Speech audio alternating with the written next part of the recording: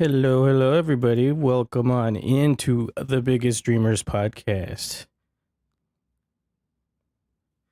We're out here talking about Digimon World today. And yeah, we brought back the boy Hazard because he's our permanent guest. I don't know if you guys knew that, but he's our permanent guest.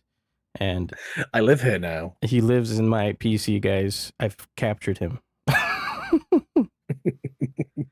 But hope everyone's doing well today and are excited to hear about our thoughts and feelings on Digimon World, the very first. Well, technically, it's not the first, but we consider it the first in our hearts.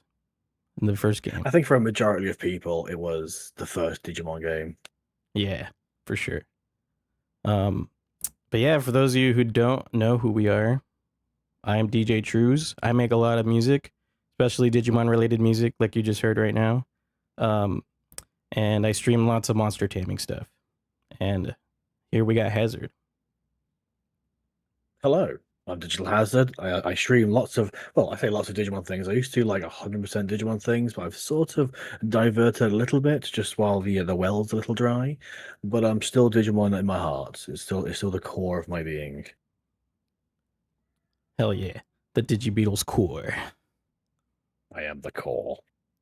And yeah, so we're going to be talking about Digimon World. And first thing I guess we should talk about is when it dropped, which was 1999, right? Yes, I think, yeah, 99 in Japan, 2000 in North America, and 2001 in Europe. Oh, I didn't realize it was that far along for you guys. Yeah, it was. I think it was May. In May 2000 in North America, and July 2001 in Europe.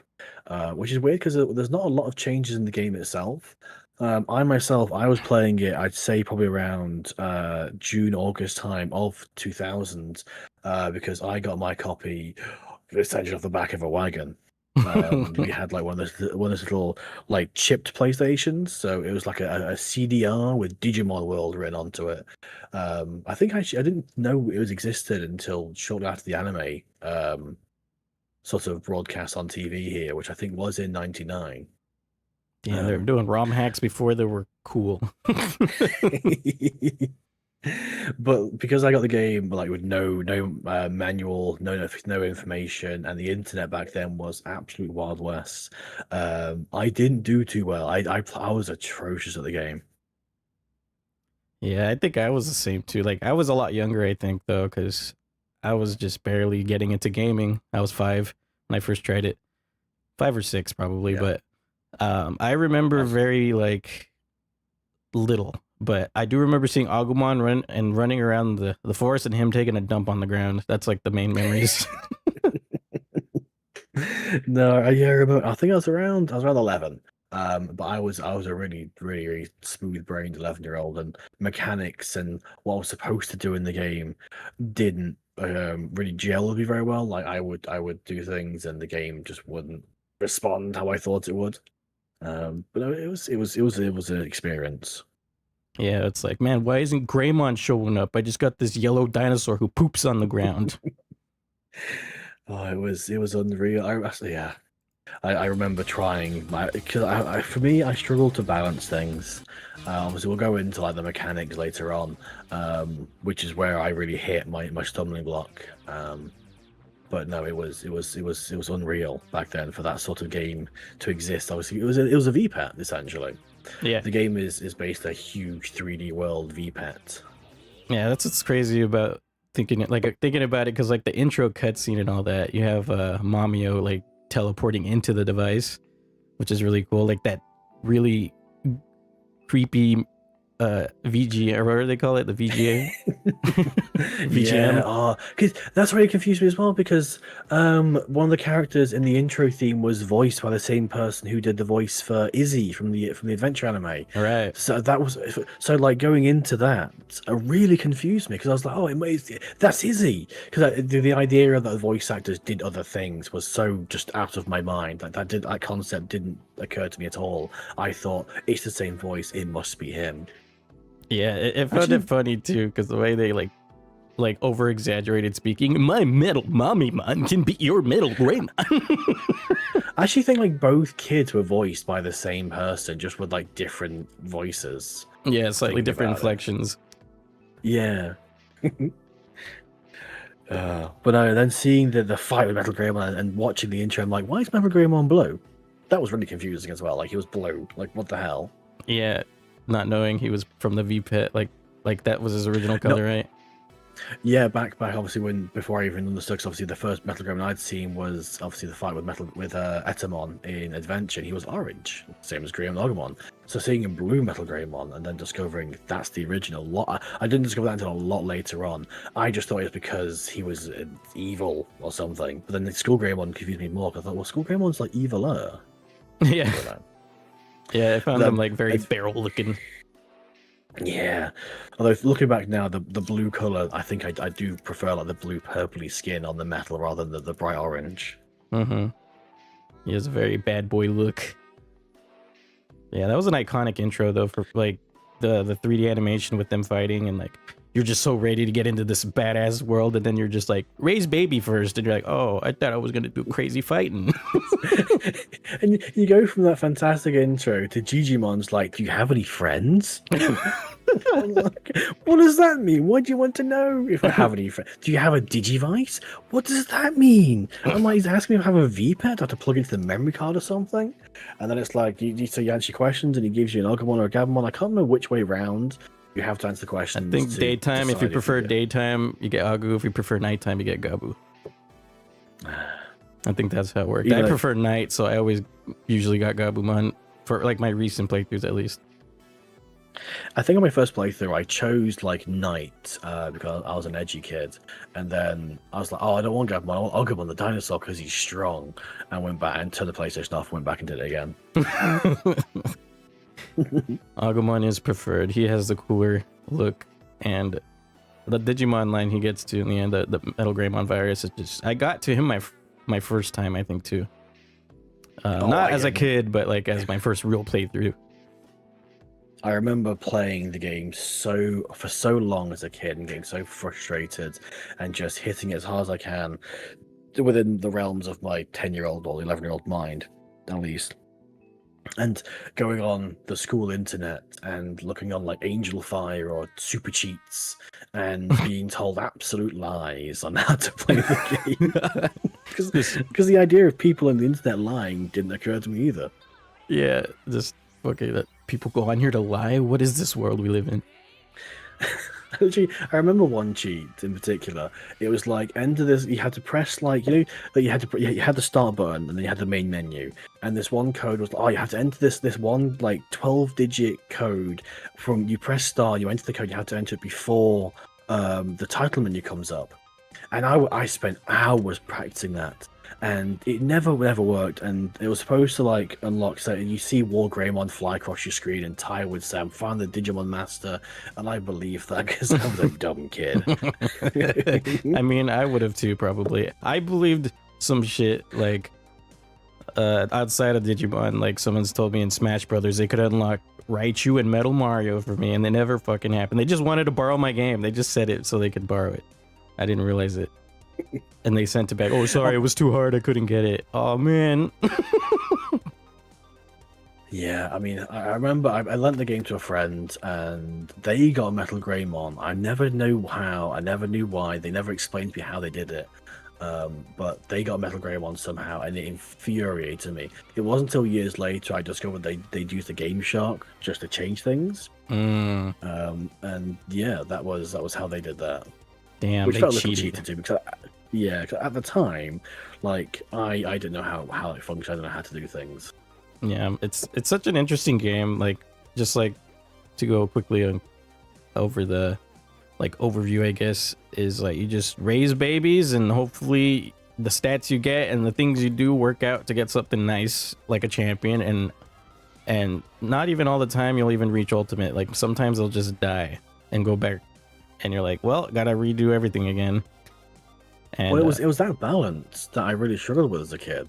Because like you have your Agumon and you go to the gym, you train and you think, I've got like 1,000 HP, I've got 500 attack now, and you'd stomp off, you defeat Agumon, you'd maybe find Palmon and wreck Palmon, But then you'd go like left and you'd get demolished by the Gamorimon, or you'd go too high north and bump into Marmimon or something, get smashed there.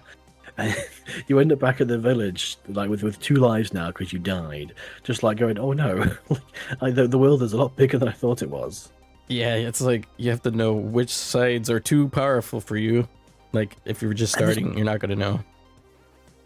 And there's no way to know from looking at things. Like there's no like on-screen leveling. There's no like, oh, this area is recommended for this level to this level. It's all just discovery. Yeah, it's pure discovery. It's interesting. You just explore and hope for the best. Like to play this game, you have to be a fan of the series, I think, and or just a fan of like experimental games that are just strange. You have to be willing to like make your own notes, make your own spreadsheets.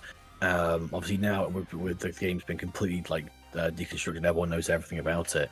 But like back then, like it was all like vague sharing information, misinformation, people getting things wrong, people misunderstanding things, or like doing one thing and thinking it triggered one event when actually it was something else they did before that triggered the event, and just sharing incorrect information. And even like the official publications. So I picked up this little blue book from my local HMV. And the little book was supposed to be like a Digimon World guide. It cost me like £5, and it was full of Digivolution things that were all just wrong. Like the stats were wrong, the requirements were wrong, and the little mini guides it had of like how Windstone things appeared. Some of them were obvious, but a lot of them were just wrong.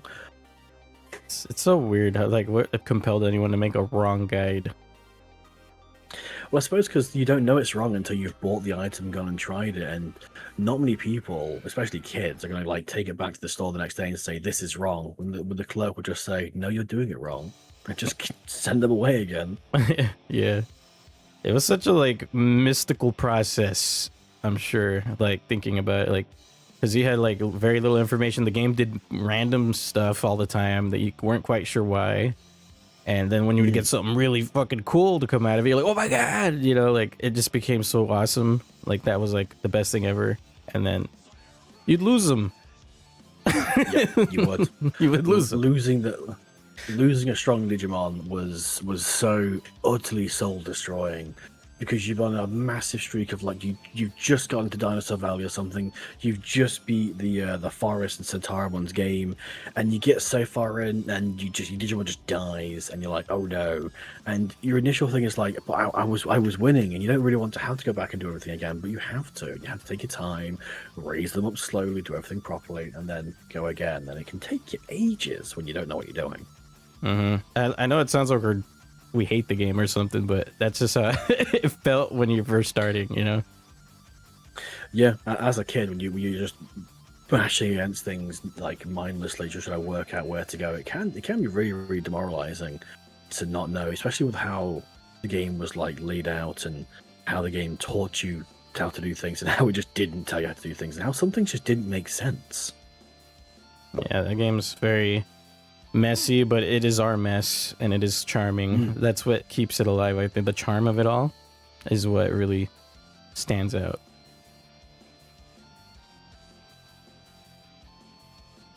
Because just like thinking back to how the game was formatted, the Colosseum was super confusing. Obviously, the idea of Digimon World is you're a character, you're a kid, Momio, I think his name was, or Analog Boy, pulled into the digital world through his V-Pet and locked onto thing, had to basically pull Digimon, like rogue Digimon who had escaped the city, and pull them back into the city, because the Digimon was sort of split into like tame Digimon and feral Digimon, essentially. You'd fight the feral ones, the tame ones, sometimes you have to fight them first. You bring them back to the city so the city can flourish again, and this would unlock. He didn't really explain very well, because, like, spoilers, like the end of the game is like right there, and you basically develop the city up, and you build things up, and you go around the world finding things and building things up, and once you get to a point you can just sort of finish things, and it's not really well explained at any point.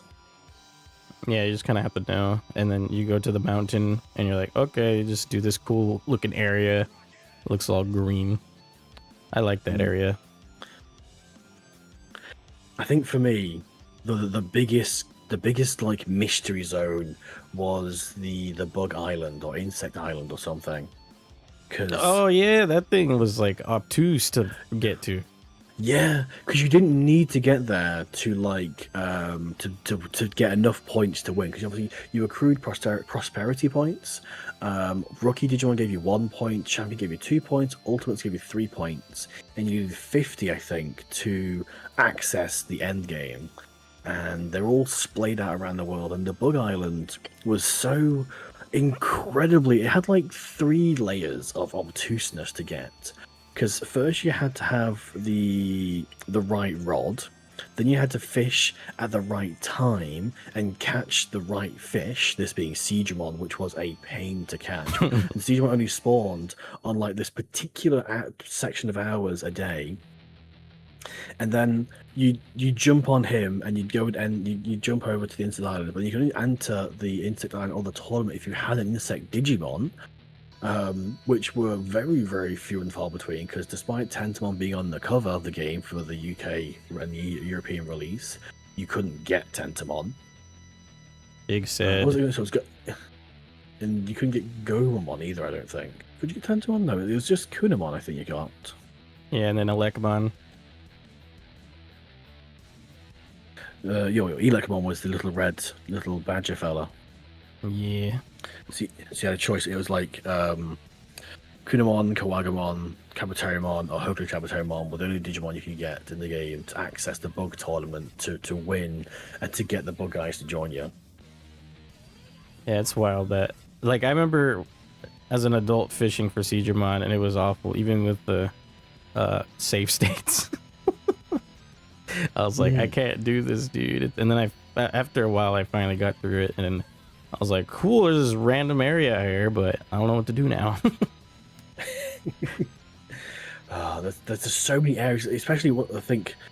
Obviously, coming back a little bit, the requirements the world gave you to sort of like the Ice Palace was restricted to vaccine Digimon, the Haunted Mansion virus Digimon, and it was so frustrating to have a really, really strong Digimon the wrong type, and you were just sort of like stuck there like, well, I can't progress this way because I don't have the right guy, and you're sort of like stuck there like with this really powerful monster trying to work out what you want to do and how you can better utilize their time.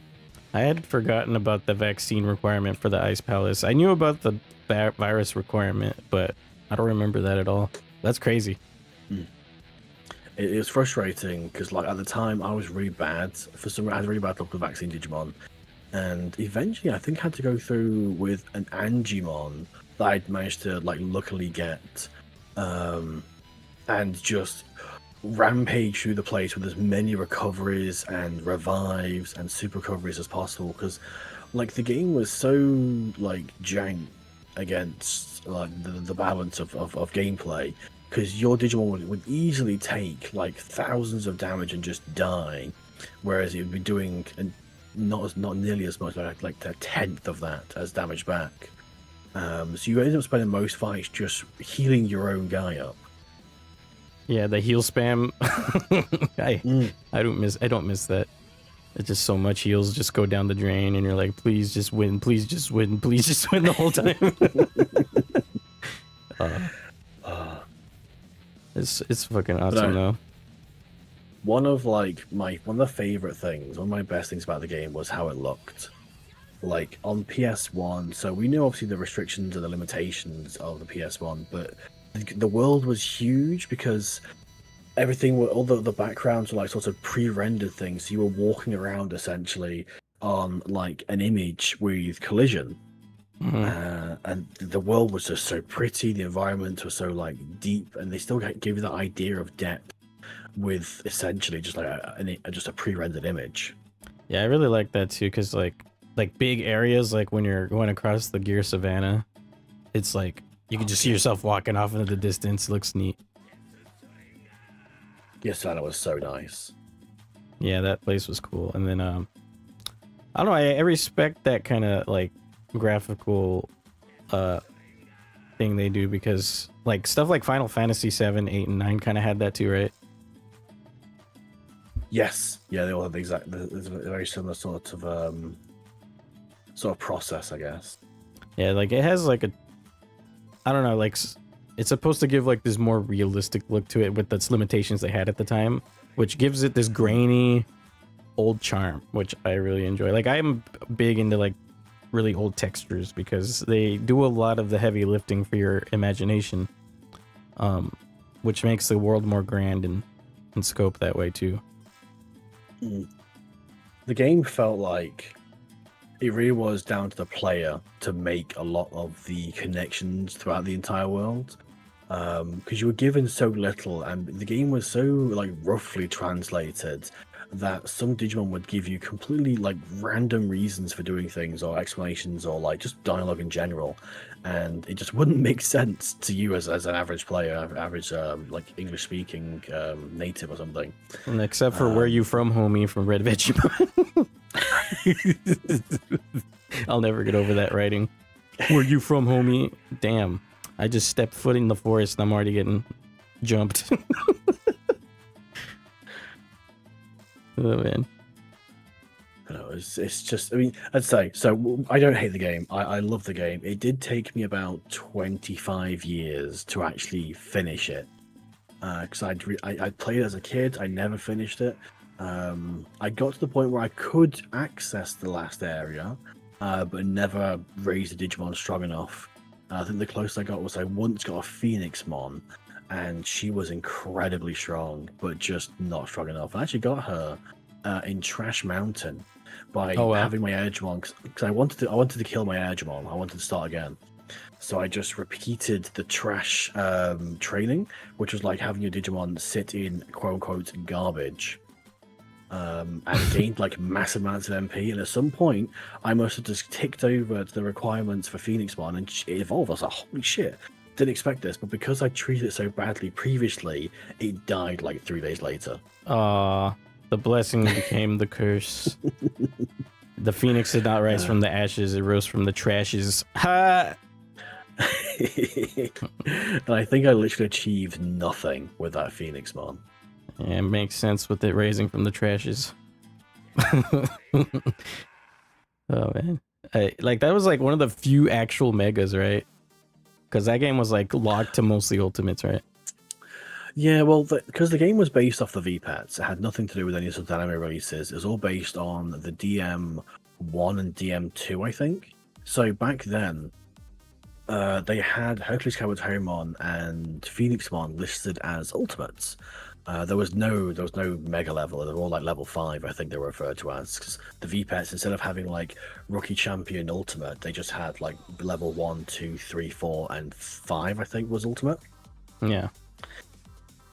Wasn't until late they added like the next layer, but no, so they had those two Digimon. I can't remember if it's like they pulled them back to fill the gaps or if they were originally designed as ultimates. It'd be weird to think of Phoenixmon as an ultimate, but Metal Mamimon feels ultimate to me. Yeah, so Metal Mamimon, Mamimon, and the other ones. I'm trying to think of the entire roster really. Hercules Kabutorimon. Yeah, it was Hercules Kabutorimon. Hercules Kabutorimon. He was a big fella. He was. I think I got him legitimately like once ever, and then you get the evolution line for later on. But no, it was fun. It was interesting to sort of reach across. There were a few like hidden evolutions that you can only access certain ways, like having a Digimon die and become Devamon. Also having an Angimon die and had like a 10% chance, I think, to evolve into Devimon instead. And then, like, if you had like a Metal Greymon die, it had a small chance of becoming Skull Greymon, I think. But it was that sort of like random occurrence which led to like so much misinformation and confusion on the internet of like how the game was supposed to work. Yeah, I think there's one with Bakemon too, right? Where if a rookie's about to fail, it'll go to Bakemon instead of Nume. I think so, but I think it has to be like in a cemetery or something, like in Overdell. I took a dump in File City, and then my Elecmon turned to Bakemon. That's like one of my most popular clips. So I was wondering about that. It must be sourced around there then. But there's just so many random ones. There's like taking a level 2 in training into the Kunamon's bed and sleeping in the little forest area there that has a 50% chance of becoming Kunamon from there. Oh, There's loads. I used to see loads of like tips and secrets and tricks. Like one popular one I saw was like have an Agumon and just stand next to the toilet for 2 days and you'll become Meramon. And initially I thought, oh, that's a really weird requirement. Why is that? But then I realized it was just like keeping his discipline and his happiness in certain things. Because that little bar, discipline and happiness, was one of the most frustrating mechanics I think I've ever experienced in a Digimon game. Because you try your best to have it one way, and then you see it's a little too far over, and then you scold him, and then he's angry again, and he's not as happy. He's less disciplined. So you're like, how the fuck do I do this? You're jumping back and forth between like trying to scold him, trying to make him feel better. And then I found out later there was an exploit because the game was full of exploits. Well, like, if you had a fully healed Digimon and you went to give them a heal disc, they would decline it. But you could scold them for declining it, but they'd never take it because they were full. So you could continuously try and do it and just, like, use that to sort of exploit their happiness and discipline. oh, okay. Yeah, that meter was always confusing to me too. I was like usually like half paying attention to it the whole time. It made more sense though in later entries though, I think. Like the first entry is just like a complete like mess with what should be going on with it. No, it was wild. Absolutely wild west of the game. There'd just be random things happening throughout the world. Some things were unexplained. The game was buggy as well. There was a lot of things that would just naturally crash the game in the standard Western release. Like Gyromon's jukebox in the restaurant, if you scrolled up or down, it would crash. Just 100% just would kill your game. And Wow. there was no fix for it, but it was supposedly sourced, or it happened because the game was obviously written in Japanese, and the translation, obviously Japanese characters and English characters for the same words will never sort of align. And it was supposedly because I guess English is longer than Japanese, so a lot of text would overspill out of text boxes, and it would just crash the game because it didn't understand what to do, so it just like give up. The game's like, I can't do this anymore. That's pretty awful for something so like simple to just break the game like that for little words. Man, they really had to put together that thing with paper clips and duct tape. Well, I think the Japanese version was pretty solid. It had a Korean PC version, which I believe was worse than the Western version. That's quite well renowned as being the worst port of the game because it's only official like PC port, and people have tried to like use that as a base to get the game like naturally running on PC, but it's just so like badly coded that you can't. Damn, unfortunate. And then we just our only hope is GOG. Yeah, I'm still hopeful they will do that, but in the same sense, I'd still rather like Bandai come back and just release it. But my honest thoughts on that is that they've just like lost the master copy and they just can't. Imagine losing a master copy. Bandai, what are you doing? I think, because technically speaking, I don't know how it works like with legal stuff and ownership, because Bandai, as in the company that made the Digimon game, I don't think they exist technically speaking anymore because of like they're Bandai Namco now. So I know there can be some things that get lost in between. That it happened with Tomb Raider, because Tomb Raider was like developed locally to me. And I think when like one company shut down and was bought up by another company, the ownership of certain things sort of falls in between. Okay, that's kind of It unfortunate. gets really messy. Well, hopefully one day something changes and we can get some official report that actually works. Hopefully, I really want to see something done about it because it is really fun, and I'd love to see the game like officially supported by the big guys upstairs, officially like on a proper like internet platform. Yeah. Oh man, but I'm gonna get here to the topics here we have written down. I think the story should be the next thing we talk about, even though it's barely much of a story. It's kind of there. Yeah, so the story is really sort of really roughly like you're brought into the digital world to like save the world and bring back the Digimon to make the city good again. But that's sort of it. And then at some point you discover the whole thing with Analog Man, and it's never really related like super well explained. I think it's more explained through random dialogue with like a comatose Airdramon, and I think Angimon has a lot of information. But past that, like the game is not very well explained. Yeah, I couldn't really wrap my head around most of it. I just know that Analog Man a bad person and he doing things. And apparently there's supposed to be a post game I wasn't aware of. Yeah, so the post game exists where like I think a mixture of either Machine Digimon or Megenjimon and Digitalmon appear in certain boss areas, and you can go and fight them again in like where you fight Skull Greymon or where you go fight Myotismon. There's various other bosses and stuff, but it's not like it doesn't help. It doesn't explain anything extra. Like there's no sort of closing of the book per se. Okay, it's just like extra challenges. Yeah. Okay. Because you can complete the game on a really sort of bare bones coverage of the world. Like you don't need to get the big stuff. I think that to a certain degree, there's certain areas of the game you can just ignore, like the Beetle Island, like Overdell, or Toy Town. the Ice Palace individually. Toy Town, I'm trying to think actually. I don't know if that's a requirement because there's a good chunk. Because I think Monzimon does join the city, even though he's just like a body. Yeah. I think he still counts, but I think when he joins, he doesn't count.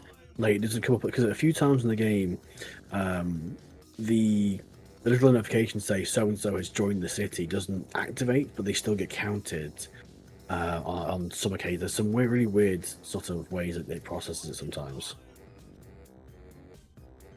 Yeah.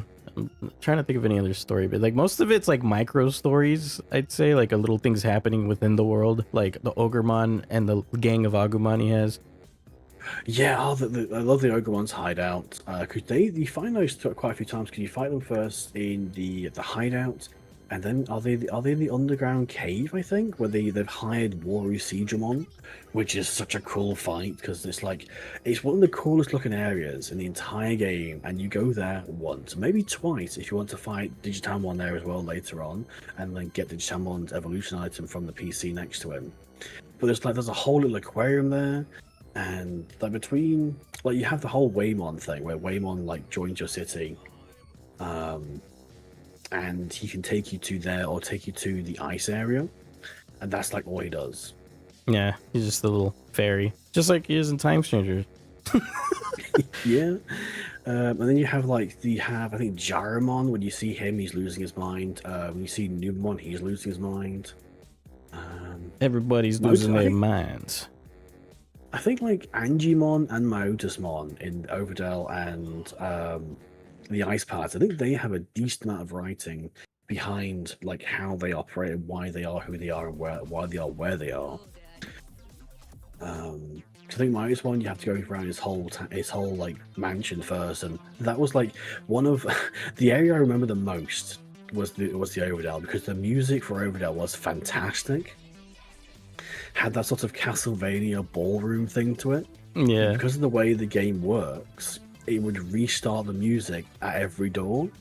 So you enter there, you go, and you click, you go, oh, okay, it stops.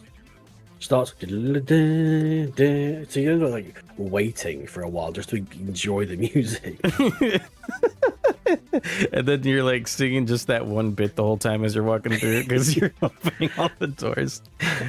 I actually think that was like one of the most popular like modifications they made to the emulated version, was to make it so the theme played as you were loading in. It didn't just reset because some people were frustrated by it because it made it sound so bad.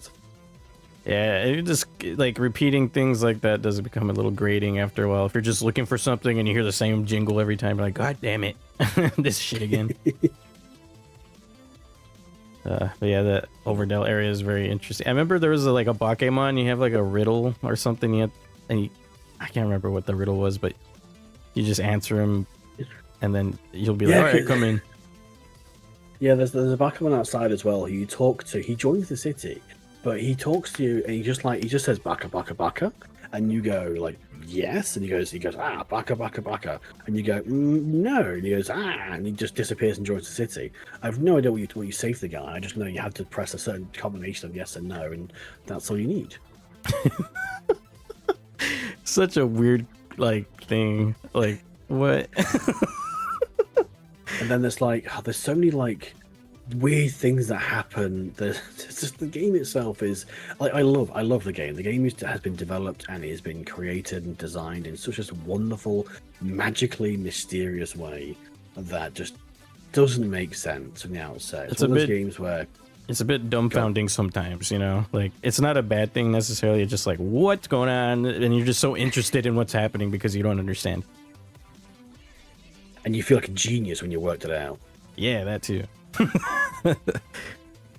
Yeah, like Rain Plant. I remember the Rain Plant thing was like, I didn't understand that for a bit. Yeah, I remember having the Rain Plant with me for such a long time. I think like the little it's having your inventory. You're like, well, what do I do with this? And you go around for ages, like, and I think eventually I accidentally walked into a different area, and you walk too far down on one side of the forest, the jungle even, and then there's a little sprout, and you just think, oh, this is what it's for, and like a little bit of you wants to start the game again every time you discover something because you want to get there like earlier so you can action things a little faster. Yeah, that makes sense. Because you're just like, now I have, what do you call it? Optimized, you know? Optimization of the run.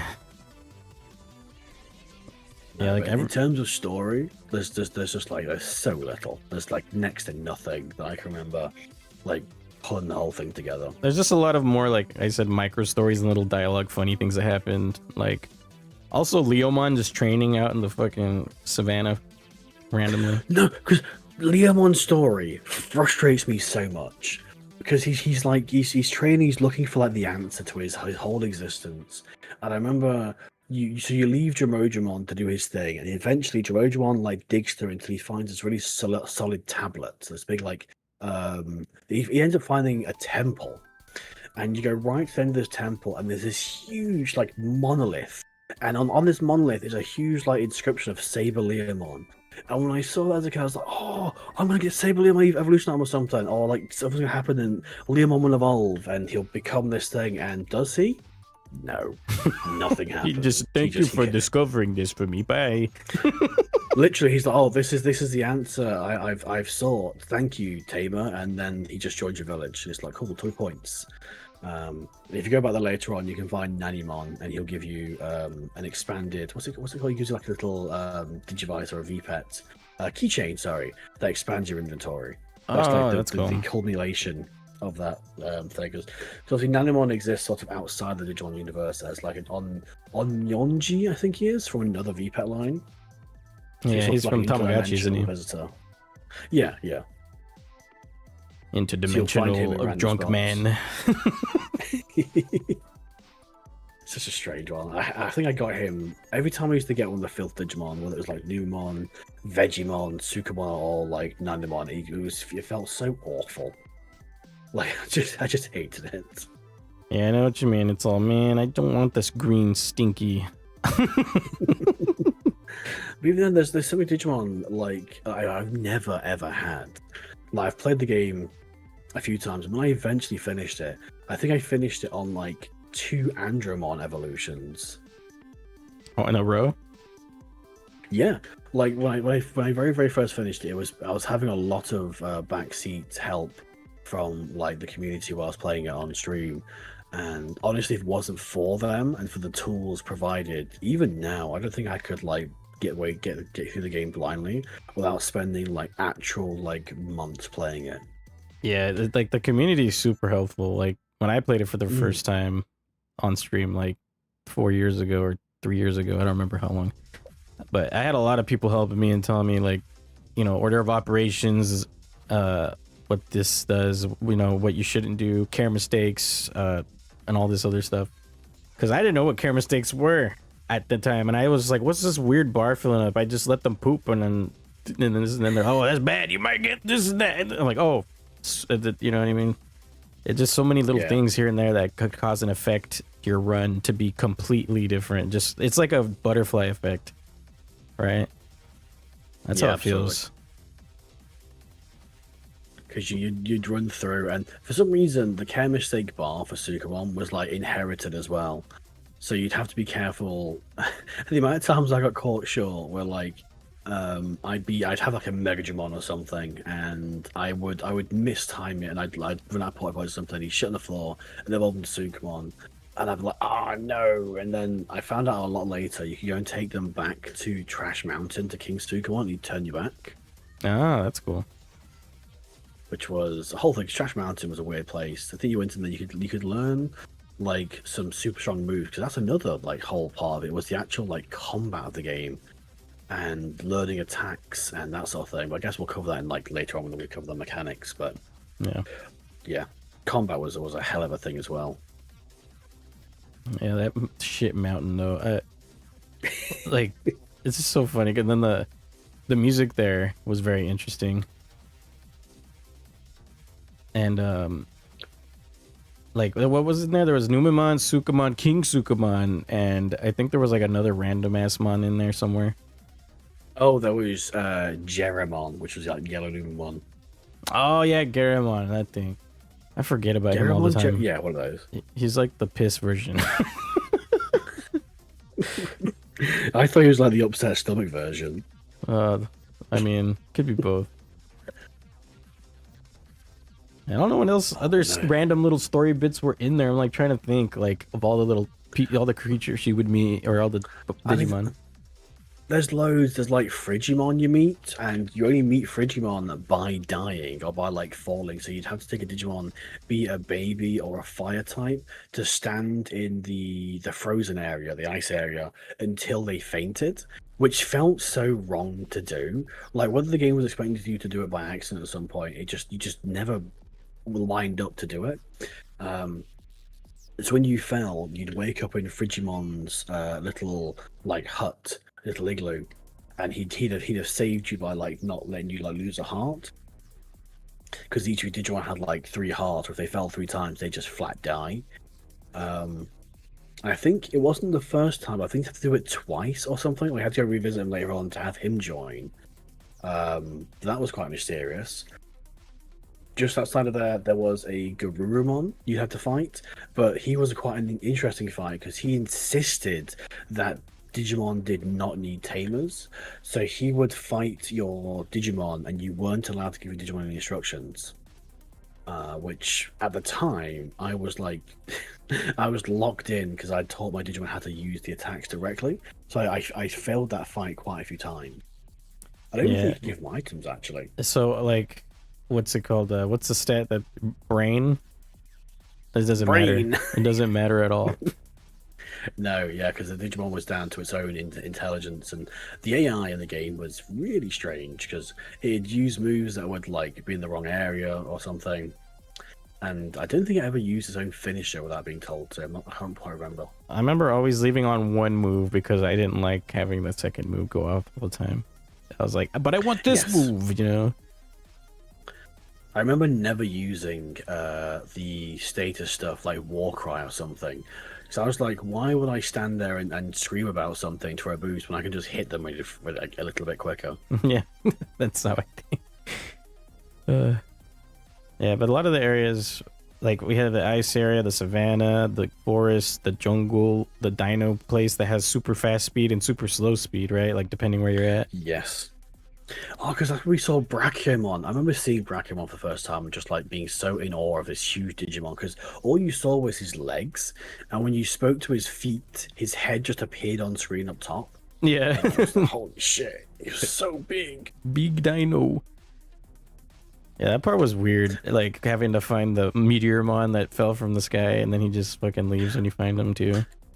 Because even that was frustrating because that was like when you found Meteormon, you had like this corridor section where you'd run towards the screen to get to one way and away from the screen to the other way, but you had to like run to the side at one point, which you couldn't see as an exit to get to the Meteormon section to get him to like move or join the city or whatever he does. Yeah, and I think didn't the Saberdramon have like that hint for you if you talk to one of them? Yeah, a lot of the Digimon had like random little tidbits of information. Like you'd have the Tokomon in the because that was one really frustrating thing was the invisible bridge just outside. Oh of the yeah, mansion. the bridge, dude. You couldn't even cross it, even if you know about it. You have to get the trigger. Yeah, you have to have Tokomon tell you, oh, there's an invisible bridge over there. Even though when you go there, you can see like the straight cut, and your kid just never even assumes there might be something there. Like, I suppose why would he? Yeah, it's funny because it's just like the Tokomon spawns the bridge with sheer power, just like thinking about it. But then that leads on to one of possibly my favorite worst bits of the entire game. Oh no! Which is the Monochromon shop. Yeah. I love the shop so like literally if Bandai released like the Monochromon shop as just a silly little game, dude. I would play that so much. Just like you see like Farmville or something, but it's Monochromon. Just a really terrible like hastily put together Monochromon model from Cyber Sleuth in VR chat. Just talking to people. I love it because it took me a long time and it stressed me out that day because I didn't know you had like the 3,300 profit requirement. I didn't know if you fail the sale, it skips the next customer. So if you fail like more than 4 sales, you just can't make the minigame work. It'll just go, and it takes up like 6 hours of a Digimon's lifespan to try. Damn, 6 hours. That's crazy. It's like a quarter of your day just gone just on like trying this Monochromon thing, and then like, I used to sit and watch it. And it's like you'd have the Gaboromon come in, and he's like, "Oh, I want a porta potty," and you sit there and you think, "There's a toilet outside, mate. What do you need the one in here for?" Or like they come in for medicine, and you have the option to, because medicine was like the big one that was worth the most. If you could upsell them on medicine, you are performing some variety of like crime. But if you got the profit, I think you could get like 1,000 profit off of medicine for like 300 or something silly. Yeah, there's like only like specific mons apparently like were more receptive to like price changes that like they go up. I think. Yeah, right? yeah. Because there was Muchamon, Zasomon, Gaboromon. Like, what was it? Yeah, just them 3. Come in. But no, I loved it. It was so much fun, and it's like it sort of almost felt like wasted because as soon as like you did it, he joined your city as your item guy. But it's like the shop's just there empty. Like you've just taken away this vendor, this little this accessibility of like items to this really quite derelict area of the world, and you've just taken away the guy who runs it. Yeah, it's kind of funny how it just stays there forever now, and then people go into the shop. Where's the shopkeep? Oh, he's like 10 miles that way down the mountain. It's like, oh fuck, now I gotta walk farther. Because then that leads into another really confusing area with all the elevators and shit in the Wind Valley, I think it was called. Oh yeah, the elevators were like broken, and you had to like figure out. You had to like start them from like the bottom and then use them. Yeah, you had like random buttons that you would pull, and it'd say something like, "Oh, something's moved somewhere," and you're like, "What has moved where?" And you go somewhere, and you couldn't tell if something had changed or you just didn't pay attention to something enough. But I think that's how you reveal the Shellmon later on. Oh yeah, Shellmon was out there hiding on top of something. But you can only like see at the top of it, it's like little plume until you move the thing, and then you could see it and get it out of there. Yeah, I think that's how you got to Ogamon's fortress. Yeah, I'm trying to remember all the steps. It's like, imagine being a kid and trying to figure this out. Like, I'm thinking like many years ago, like just it's probably such a like magical world to be in because you're literally just like trial and erroring everything, and it's just really cool to me. Like thinking about games that were like that. There's not many like that anymore. They just have tutorials everywhere. It is really just like you're just left onto your own devices and you learn everything the hard way. Like if you go to when you first enter the jungle and you step foot onto the beach and it's like you bump into Pixiemon, And my initial thought was, oh, that's Piximon from the anime. I bet he'll help me train or something. No, absolutely demolishes me. Yeah, that's like a Ruins my day, kills my 1% Digimon. chance he appears there too, I think, right? Yeah, the amount of times I found him when I didn't want him, and then when I did want him, it took me ages to spawn him. I know, it's like, oh man, the moment you need him, he's never gonna show up. But when you first start the game, oh, he's there. Because there's quite a few Digimon who do that. There's Marmimon in the Valley. There's Metalmon in the what's it called? Factorial Town. Siegramon, who just only spawn at like a slight percentage chance. You set them like refreshing it, so like you can go through a natural progression of a game and just never see some of these guys because the chance of getting them are so low. Yeah, I don't think I've even seen Metal Mamimon. I've only seen the Pixie. It's crazy how the game expects you to win this. Factorial Town to me was one of the scariest areas because everything was super strong. Everything had like huge like laser moves or just big electric attacks that just scared me. So I remember running through the area and just not finding anything. Was that the place with the wireframe guy? No, that was Mount Infinity. Factorial Town was all like Gardramon, Tekamon, Gyromon, Andromon. Oh god, Tekamon was wild. It was so crazy to see. Oh yeah, that's probably a good segue into the Digimon roster, I'd say. That's a good, very good. Yeah, the roster. Are we talking about like the accessibility roster, like what you can get? Accessibility roster. Oh yeah, like Yeah. who we can earn as our mons. Yeah. So I have the list in front of me. Cool. So you had the choice of 4 eggs, which would hatch into Bodamon, Poyamon, Sunamon, or Yoramon. Bodamon would evolve into Koromon every time. Poyamon would evolve into Tokamon every time. Poyamon evolves into Sunamon every time, and Yoramon into Tanamon every time. The new trainers themselves I think they had like 2 rookies each. So Koromon would go into either Agumon or Gabumon. Tokamon would be Patamon or Elecmon. But then like Sunamon would cross over to Gabumon and Elecmon, I think. I don't have the list here. I don't have the evolution path. We had like Agumon, Gabumon, Patamon, Elecmon, which was nice to see. Beamon, Kudamon, Palmon, Betamon, and Penguinmon. I did enjoy having Penguinmon. He was quite fun to have.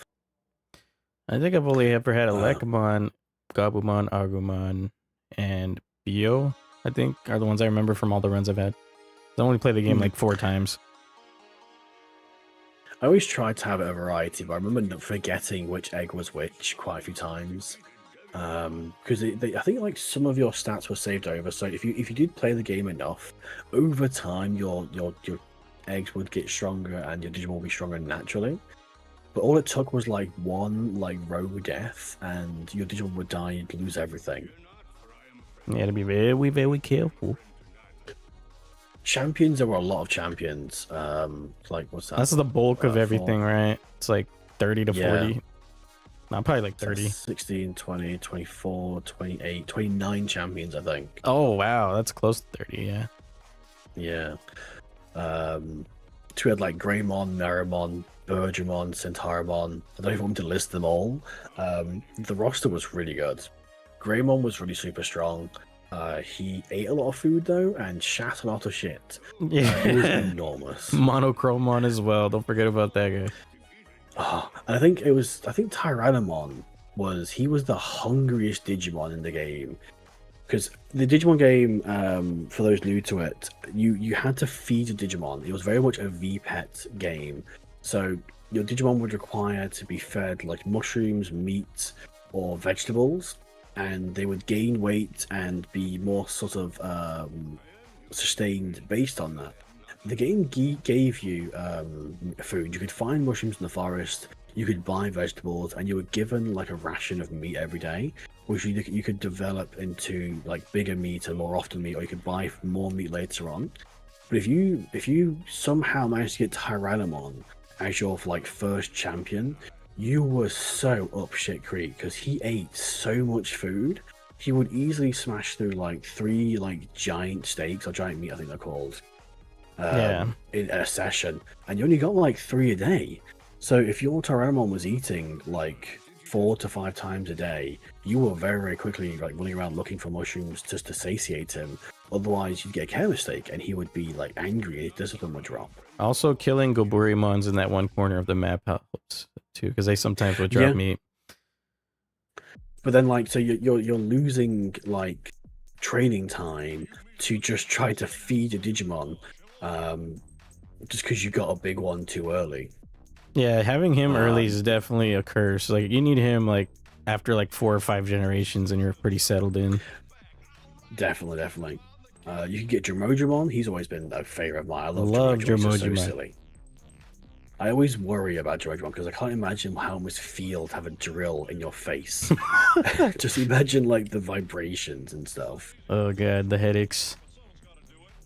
Then you've got like Devamon was always fun. Okromon, Leomon, they were good. Angemon, Bakamon, Airdramon, Cockatorimon was a weird one. I never liked having Cockatorimon because it never felt strong. The chicken. I loved having Airdramon. Airdramon as a Digimon is like one of my favorite designs because it's just like when you look at Airdramon, you just think that's just a Digimon. It's like one of the most Digimon designs. For sure. A lot of the like dragon and dinos I feel are like just peak Digimon for me. We got Unimon, which was really fun. I think I always used to get Unimon from my Patamon or Elecamon. Yeah. He was strong, had his big like sparks attack. Kabutorimon and Kawagamon is the 2 big bug champions. I think Kabutorimon was one of the strongest, or he felt it because his super was just like so super strong. Yeah, that was a mega shock. What was it? Not super shocker, but the other one. Mega shocker or something. Yeah. Vegemon, Ninjamon. He was sort of cool, if a little. I thought it was just a bit strange to have because he was like there was the Marmimon body type, and I think there was, for me, as obviously Ninjamon, Marmimon, and Metalmon had that little body type. It was like little bean fellas just wandering around. Little bean fella. Little beans. Siegemon was cool. Hell yeah. Waymon was cool. I never had a Shellmon. I don't think I've ever played a game and got it. Oh god, don't you ever get one. They make the stinkiest stinkers. That's like wet shart central with Shellmons. Oh, grim. Just like it's like Waymon too, I think, right? Sealamon. Now Sealamon's really funny because like you need to get Sealamon to help you get to the jungle before the bridge is built. But when as a kid, I didn't know what a coelacanth was, so I saw Sealamon's name and thought, oh, it's Coelamon. Yeah. And I called it Coelamon, I think, until I was about, maybe about 25. Until I think it was literally just like, I even though I'd seen like Relicanth in Pokemon, and I knew what coelacanth was, I never made the connection between like the fossil fish and Sealamon. Yeah, it just has the name itself spelled so weird. Garurumon, who was a fan favorite. I don't think I ever got him legit. I think I used the evolution item once. But he was really cool, really fun. Very difficult fight in the game though. Frigimon and Mojimon. I think I got a Mojimon once from my Penguinmon. Mojimon looks really cool in the game. Yeah, he's wonderful because there's a whole like little group of like NPC Mojimon who just like fish and trade items. Yeah, there's like an exploit with that, I think, where you can just get a lot of money. Yeah. There is. I preferred like the card method to make money, but I fully appreciate that I think the fishing trading thing was a lot better. Yeah, at least with the card game, you have something to do while you're making the money. That's fun. And then it's just the three filth dudes. There's just Numamon, Sukamon, and Nanimon. Numamon, your Digimon would automatically evolve into if you fail to meet any more requirements. Sukamon was if you had like you filled your bar with 13 shits, 13 or 14, I think. And damn. I can't actually remember how you get Nanimon. Such a weird number of shit. You must not shit more than 12 times. For the 13th time, you will become shit. I think there's 15 ultimates, which were quite difficult to get naturally in the game because you had like such a massive stat requirement. Well, not knowingly, unless you use like the evolution items. You had the Metal Greymon, Skull Greymon, Jarramon, Andromon, Megadramon, Phoenixmon, who was a Mega, but technically speaking, same with Hercules Altairmon, Piximon, Marmimon, and Metalmon, Mega Siegemon, Monzimon, who you could cheat out. He was like your most accessible ultimate. That honestly got more difficult to get later on, because even though he was a massive like crutch early on, because you could jump into him with Numemon, it got more and more difficult to get Numemon because your Digimon would just inherit so many good stats. Yeah. And they weren't born shite. Yeah, it was strong though. Vadamon, who is my personally least liked Digimon this entire game, purely because his moving noise is so frustratingly annoying. He looks funny though. He looks. I don't like how he's all like brain and veins and tentacles and stuff. And is he in the UFO? Moves, yeah, and he's like, and he's like following you around everywhere, and it doesn't ever stop. And when he does stand still, he's just making other weird noises where he just makes rain noises and just starts talking to himself. God, please leave. Would you consider that one of the worst megas or ultimates to get? Because just how annoying you have to deal with it. I think he is quite possibly the most frustrating Digimon to have. I get that some Digimon make like big stompy things. Bakumon will go like woo sort of stuff. But I think Vadamon is the most frustrating, annoying Digimon to have in the game because I don't even think he's that strong. But just go and look him up on YouTube or something. But he's like, if you've played the old Mega Man games where like Dr. Wily's little spaceship goes as it spins across the screen, it's just frustrating. That's funny. I just find that stuff funny because it's like the developers probably thought it was the coolest noise ever. You know, like, oh, look at this little alien fella making all these cool boop boop boop noises, beep beep beeps. Let's put it in, you know, and then they just forget to turn them off. And then we have DigitalHazard, who I think he has the worst special attack in the entire game. Oh, poor guy. So during the battles, you'll have like a finisher bar pop up. So it starts like FINISH and then exclamation marks, and you have to like activate it and then mash the shoulder buttons to build up your strength. Mm-hmm.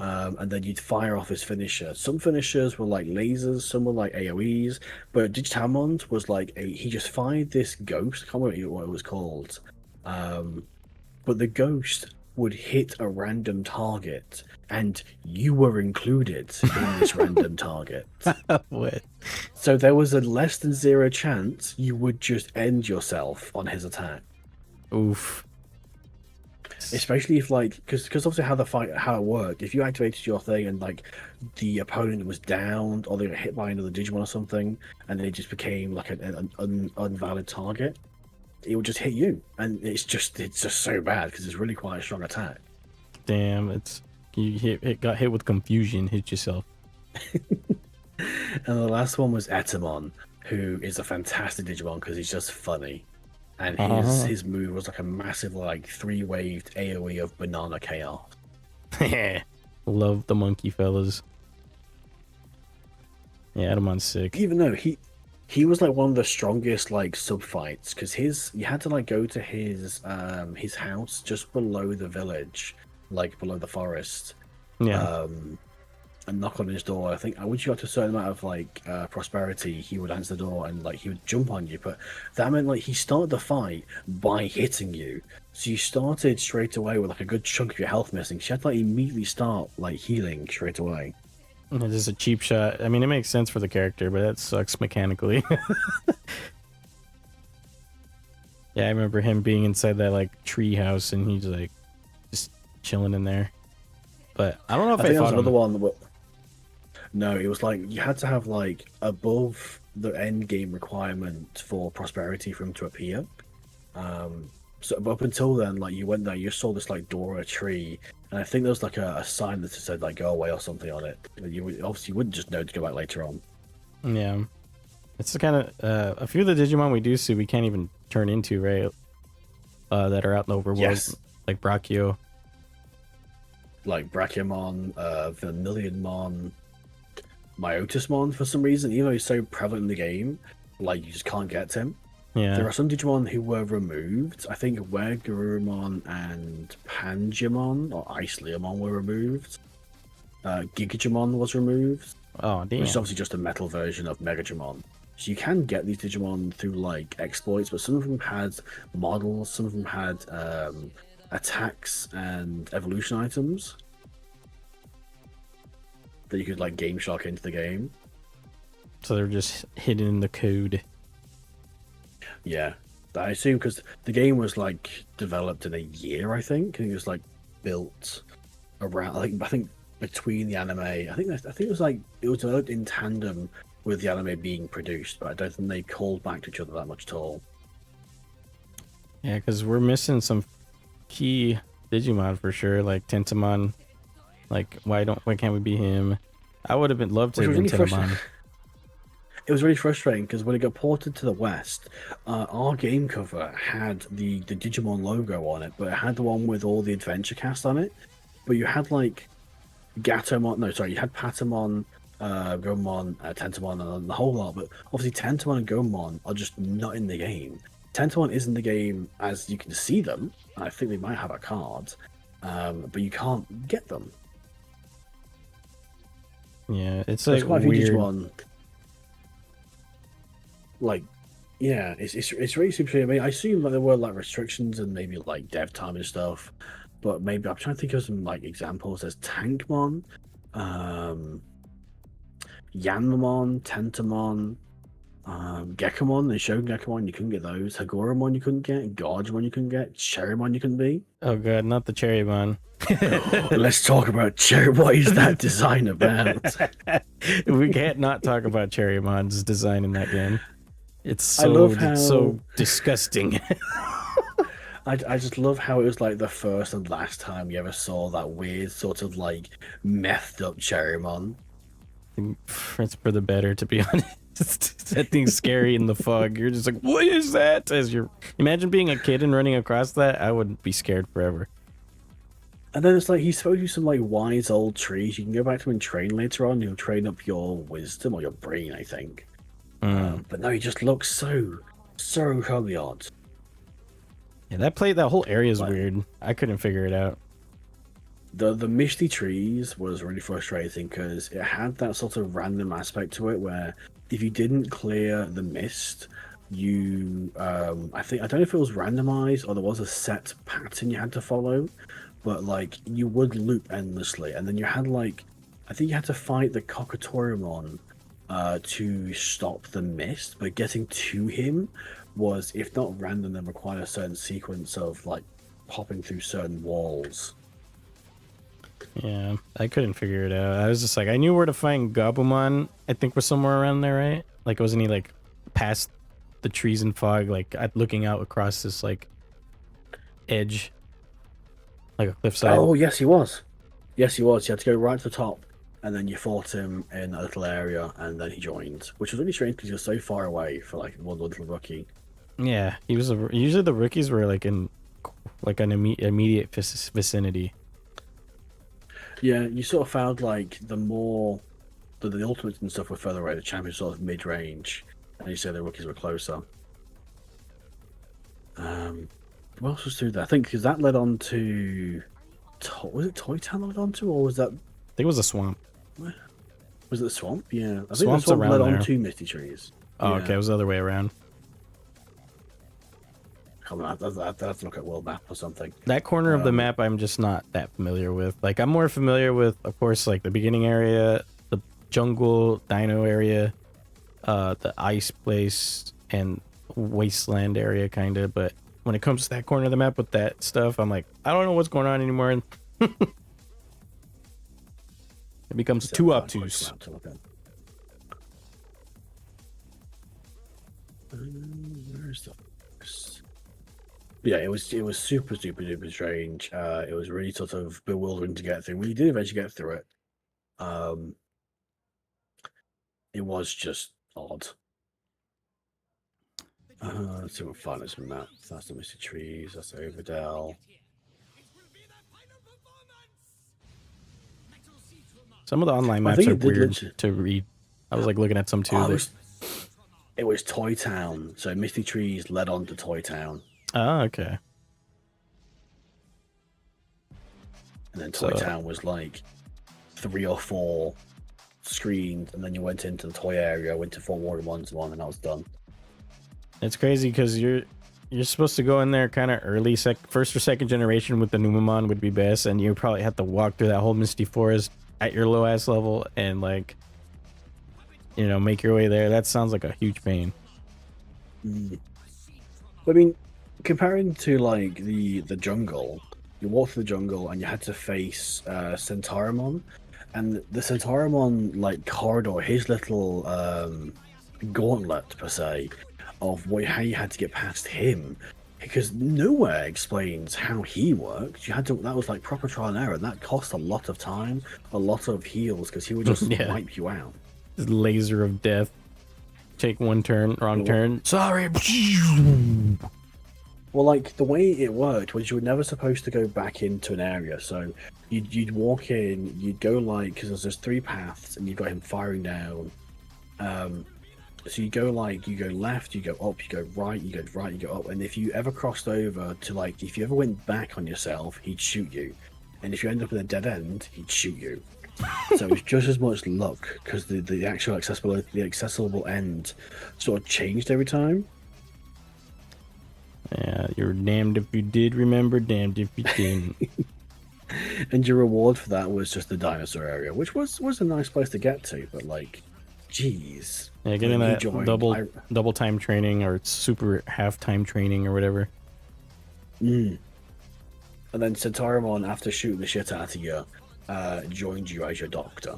Yeah, he heals you after killing you many times. Like, sorry, I feel bad. Let me give you a band-aid. Which for me just became my go-to sort of fatigue healing location. Oh yeah, it's better than sitting on that chair inside Digimon's house. Or Yes, that, whatever it was. 100%.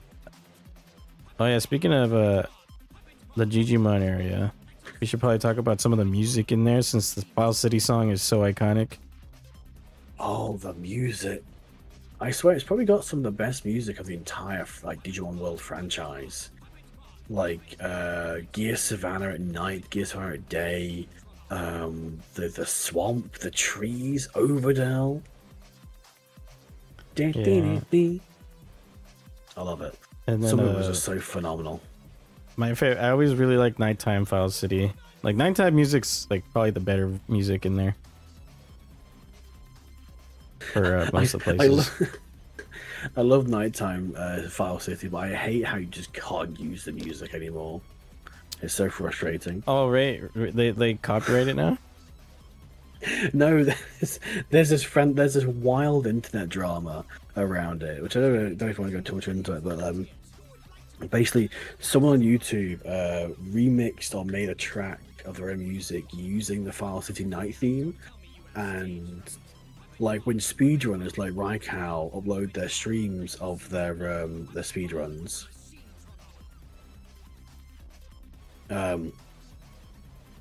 they get copyright struck by the actual the guy who runs the thing, the guy who actually recorded the original video.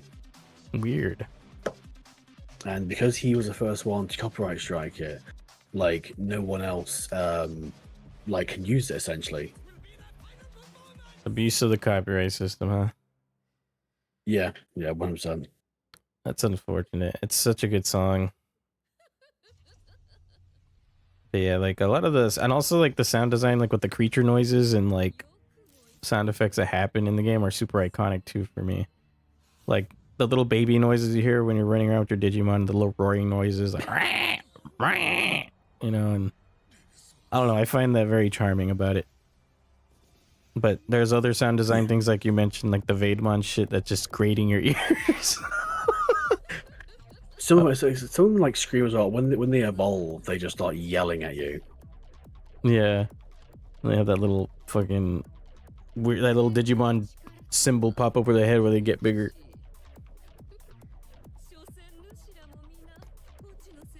And then whenever you train, the boxing bell, ding ding ding. Never gonna get over, like never gonna not hear that in my head when training Digimon. The ring ding ding. Yeah, the actual the training gym was such a strange area because like the training methods themselves are so odd.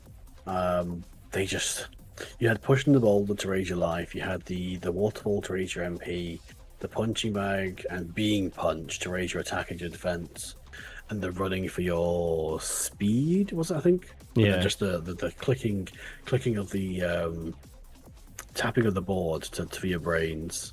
Tapping of the board for the brains. We gotta get them wrinkles going for the brain. I usually liked for brains to like get up to maybe like 150.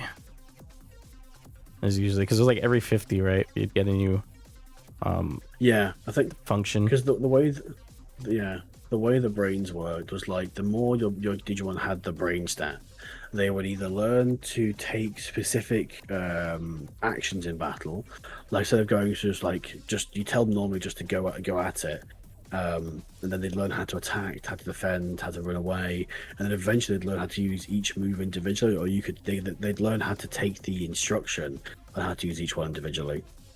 Right. Yeah, I liked going to 150. I felt was a good number to be at, and then I would focus train most everything else. I have a problem like with training in that game because I tend to try to spread everything out evenly when you should be focusing on like two main stats. You know, that's how it feels. It's difficult. It's difficult to sort of balance things out to make it so you do feel you get everything covered, because you want to obviously have your Digimon cover as many bases as possible, but then that's not how the evolution works. It's not how like the game sort of accepts you for combat. Yeah, because I would be like, all right, I want 100 of everything evenly, but it would be dumb because I'm wasting resources on a couple stats that won't even matter, really, in the long run. So like, it's like I could have just focused on attack and HP, and been getting to where I want faster. That's my problem, I think. Yeah. I guess that's getting into the mechanics, I guess, right? Yeah, it might be a good time to move over to the mechanics section, then, I guess. Yeah, the music and sound design though was like a really short segment though, because it's hard to talk about some of those things. Good. The one thing about sound design for me is that there's so many different ways to hear your Digimon shit. the little Digimon have the little sort of like little spurts. The big Digimon have these like sort of drops. And then there's the roars, there's the screams, there's the noises, the attack noises. Some Digimon do have like, do you remember the little trader gremlin guys? Training gremlin. Oh wait, the little trader gremlins. Those little guys. Those guys, exactly those guys. Yeah, they had their little noises. I think the sounds like Jawas or some shit from Star Wars, whatever. Exactly like that. Yeah, exactly the Jawas. They were quite fun. They had their own little language. But they had another exploit hidden behind there to get like loads of money. You could buy like infinite of something, or sell infinite of something, or something to do with a chainsaw or something. They never brought them back, huh? No, but like each Digimon game seems to have like some variety of little creature that exists outside of being a Digimon, like with the Digi-Elves or Digi-Gnomes or little trader guys. It's always interesting seeing those creatures. They're like the animals in their world versus them. It sounds like fantastic. I say some areas, like I think one of my favorite parts is like the complete like almost lack of music in say like the Death Valley area, the super fast area. Just more so ambience. Yeah, where you just hear like the wind whistling and stuff. Little birds chirping, bugs doing noises. Trying to think of other good music in the game. The valley, the swamps having like the little like frog noises and stuff. All the mines. When you're into mines, you can hear all like the drilling and the digging in the background. Oh, ting, ting, ting, ting. Mm. And you find a poor Digimon who's like overheated and just like thrashing around. Yeah, it's cool that they really packed that game full of noises. When you really think about all the noises they had, it's just so much, and it all rings in your head when you think about it.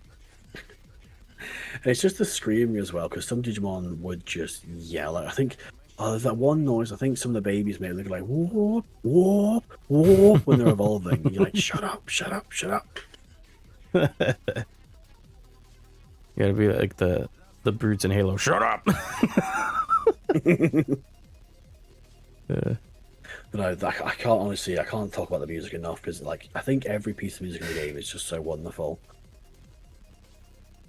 Yeah, it really has some nice calmingness to it. I could sit in like if it didn't kill my Digimon, I would sit in an area for a while and just vibe, you know? Yeah, that's why I see like there's so many people who do like the lo-fi remixes or just like they just have it on loop or anything. It's always really, really nice to listen to. I think apart from even Factorial Town has that sort of sort of mix to it. That's really fun. Some more uppity beat music. Mm. Yeah, my favorite music might be, like I said earlier, the nighttime versions, but the Gear Savannah song in the daytime is pretty like fast paced, and you feel like you're going on an adventure, and it's like hell yeah. Yeah, you got that first area, that day, almost feels like you say it's like massive adventure, just like going and running up this huge mountain. Yeah, the ambiance in each area too is like it puts you in there. Like it's a little more immersive because all these sounds are going off. And for back then in the day, having so many sound effects like that, and they're all unique and they're all situational. I don't remember many games like that in that era. There's not many that have that sort of massive diversity that of like such like engrossing music that just makes you feel like it just fits so well. It's a credit to the game right there for it being so charming for the time. And only working on it for a year or two, like about a year, is insane for them to have pushed this out. Like, can't imagine what it'd been like if they had 2 years to do some stuff on that. But then they would have been late with the release, and Digimon Adventure 02 would be happening. Because it's like the difference between the games is so incredibly vast. Like, just I don't understand how they. Like, I imagine there must be different teams. I think I actually read that World 1 and World 2 were like developed at different, or they're developed at the same time by different teams, which sort of shows. Yeah, you could tell with those two that they didn't know exactly how they wanted the world tiers to go yet, so they kind of put two things on the wall at once, even though one came after the other. Can't wait till we talk about that game. I know you're going to be excited. I've got lots to say about that game. Yeah, I believe it. You'll be taking over that podcast for sure. But no, so the mechanics of Digimon World. Yeah, we touched upon some of them, but like there's so much like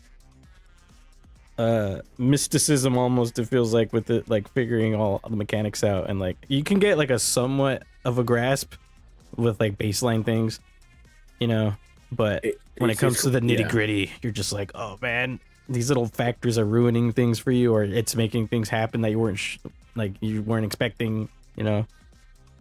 Yeah, so from the outset, the mechanics seem like massively over complex because there's so many different. You've got HP, MP, you've got your attack, defense, speed, and brain, which sounds relatively simple. You can sort of assume what they all transpire to. But then in combat, you've got your Digimon's placement, sort of how smart they are to do things. Because initially, your Digimon can only learn how to just basically you tell them to go fight that thing, and they'll do it slowly. you'll see that your Digimon and the opponent Digimon, the wild Digimon, sort of like wander around aimlessly. And eventually, sometimes they'll throw fire at each other. Most time they will miss. It's always really funny. But then you can teach them by increasing their brain to like pick up your instructions a little better. They'll learn how to do each attack individually. And then you learn attacks by fighting Digimon. Sometimes you can learn them by just being in the brain training. But it's much more efficient to learn them from Digimon from seeing them. You have to physically see the move be used in battle and then defeat the Digimon for a chance to learn that move. And it can be quite frustrating when you're sat there trying to learn like Thunder Judgment or whatever it's called, and the Bakumon just won't drop it. They won't use it. Yeah, I remember that grind, trying to get certain moves. Like, I need more fire moves. I need to go for this and that, And it was sometimes easier. Like, you wouldn't even be looking for moves sometimes, and you would just get one. And you're like, oh, cool, I'll have that for later, But sometimes when you really wanted a move that you didn't have access to, and you were just looking for it, and it just wouldn't happen. But I think it's a cool concept of how they did that, where you learn by looking. You learn by experiencing and by getting hit by that move and defeating the Digimon that did it. But the chances were very low, which sucked. Like, I wanted the chances to be more 50-50 than like 10 to 90, it feels like. It was really, really low, yeah. But it was interesting to see. Battle was good. The mechanics of like evolution, because obviously each evolution required like you to be within a certain range of stats. But even then, your health had like weight, discipline, happiness, care mistakes. There's like you had maybe 10 or so different parameters to keep in check, to make sure you got the Digimon you wanted. And because it was so easy just to slip a little bit somewhere else and you just access different Digimon entirely. So obviously if you didn't reach a certain threshold, you would reach another one for somewhere else and you just end up with a different Digimon that you may not have wanted. Yeah. But I suppose that's the magic of Digimon evolution.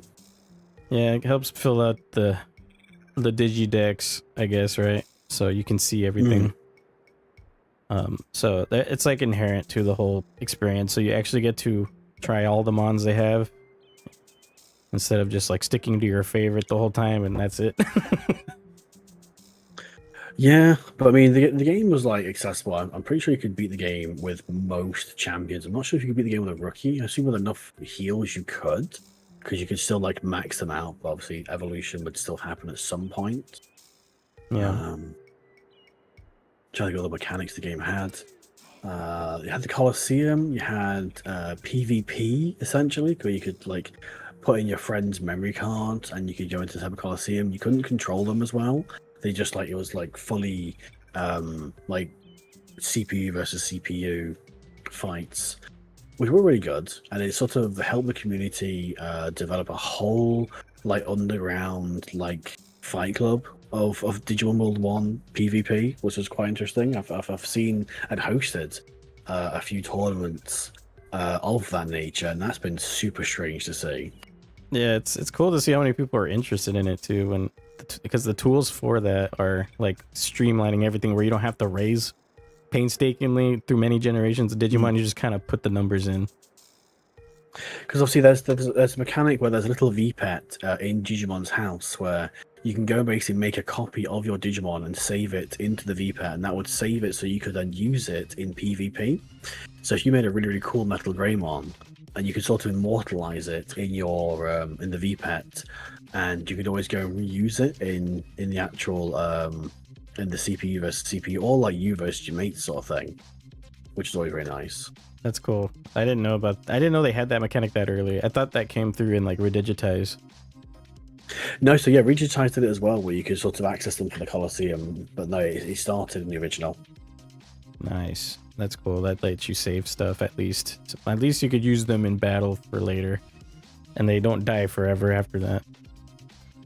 It is nice that you can always say you could have a really, really cool Digimon you remember having and you really enjoyed having them. They may have helped you through some very, very good bits. You could just like save their own little state that you can always revisit later on. And But that definitely led. what were you saying? I was saying that definitely led into it being then used for the same mechanic in like redigitize and decode. Yeah, I noticed it in there for sure because I had a Titamon I really wanted to keep forever, and I was like, oh, I can keep them this way, you know. But yeah, like in the old game, I didn't realize they had that. I knew about the Coliseum and stuff, but I know they like saved your thing forever.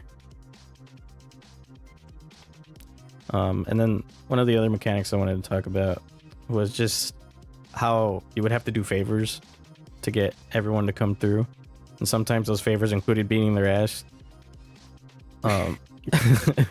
And it is a very fun way, but it's also hilarious that Digimon won't be convinced until you beat them up, and then like, okay, I'll come. Like, it's just funny. It's like, let the fists do the talking, and that's how you get them all to come through. Yeah, my favorite being the Greymon fight, where I think as soon as you hit like 12 prosperity, you step outside Digimon's house after resting, and the Greymon just appears to fight you. And he makes some excuse about how he wants this street sign, but it's like, there's no street sign there. He just wants to fight. But if you're like not prepared, then he will flatten you, and then your Digimon will faint. You'll go back inside Digimon's house, and the next time you leave, he won't appear. But then after that, he will appear again. So you have to be really careful because you can sort of almost soft lock yourself if you're not ready for the fight. Yeah, soft locks are very much a thing that can happen too. I know in Digimon World Next Order, I almost got soft locked because of a certain story element that happened, and I was stuck with just babies, and I was having to fight Megas. I was like, how am I supposed to leave this? It's just bad timing, you know? Absolutely, yeah. So even now in these new world games, they still have soft lock. Well, it can be if you're not sure what you got to do. Like, if you know what you're doing and know how to like get around the mechanics and stuff, you can probably dig your way out of that hole, but it takes a lot of effort. Like, I had to dig myself out of that hole by letting a really good generation of Digimon perish because of it. So it's just sometimes that happens. The mechanics can be very unforgiving, but once you get them down, and it's like a whole new language in a way where you're just like thinking in a different gear, right? Yeah, absolutely. Once you got things mastered, it's like so massively better. Yeah. All right. Well, I think at this point we have a super special section planned for you guys of the podcast. So we could talk about Digimon news and happenings that are going on at this moment. And stuff that's included are like video games coming soon, projects by Digimon, or even the TCG stuff. Hazard's got a lot of TCG stuff to share. So yeah, we're gonna take 30 minutes here to talk about stuff like that for a little bit. Yeah. Do you want to run with the TCG stuff first, or do I do the game stuff first? I guess we could talk briefly talk about like Digimon Up and the things they've been showing off, because a lot of people know about what's going on with that. So Digimon Up has been told. They told us that the placeholder date. It was a placeholder date they had on the app. We all thought end of June was probably the release date, but they said otherwise. So that was different from when we talked about Digimon Up last time. And a lot of them things they're sharing about it are a little worrying, I will say. I'm a little worried. I don't know about you.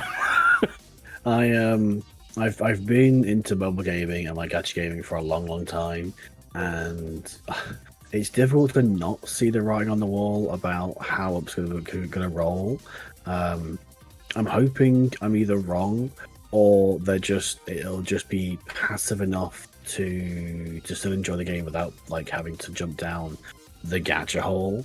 A little bit disappointed about the range of characters they've done, because they're using lots of sort of language like total characters as if to say there's like gonna be 15 Digimon in the game and the rest are all supports. I hope they add more later. I hope they do. I'm sort of not convinced by the releases of them saying, oh, so like, I think the most recent one I saw was 500,000 signups like achieved, so everyone's now gonna get a new one for free. Yeah, I saw but that. like, considering considering that like Time Stranger sold 1 million copies, which was a game that cost like anywhere between like $60 to like $80.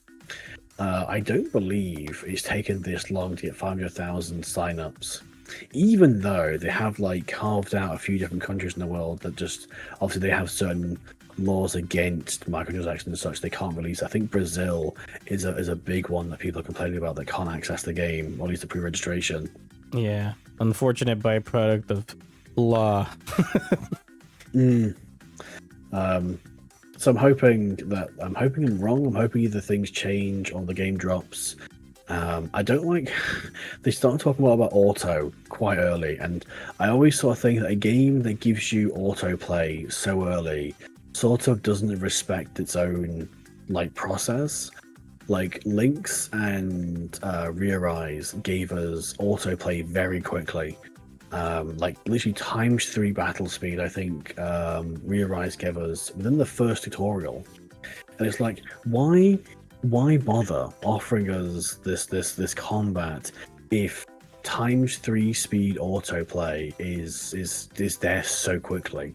Like, Yeah. why not even just skip the battles entirely?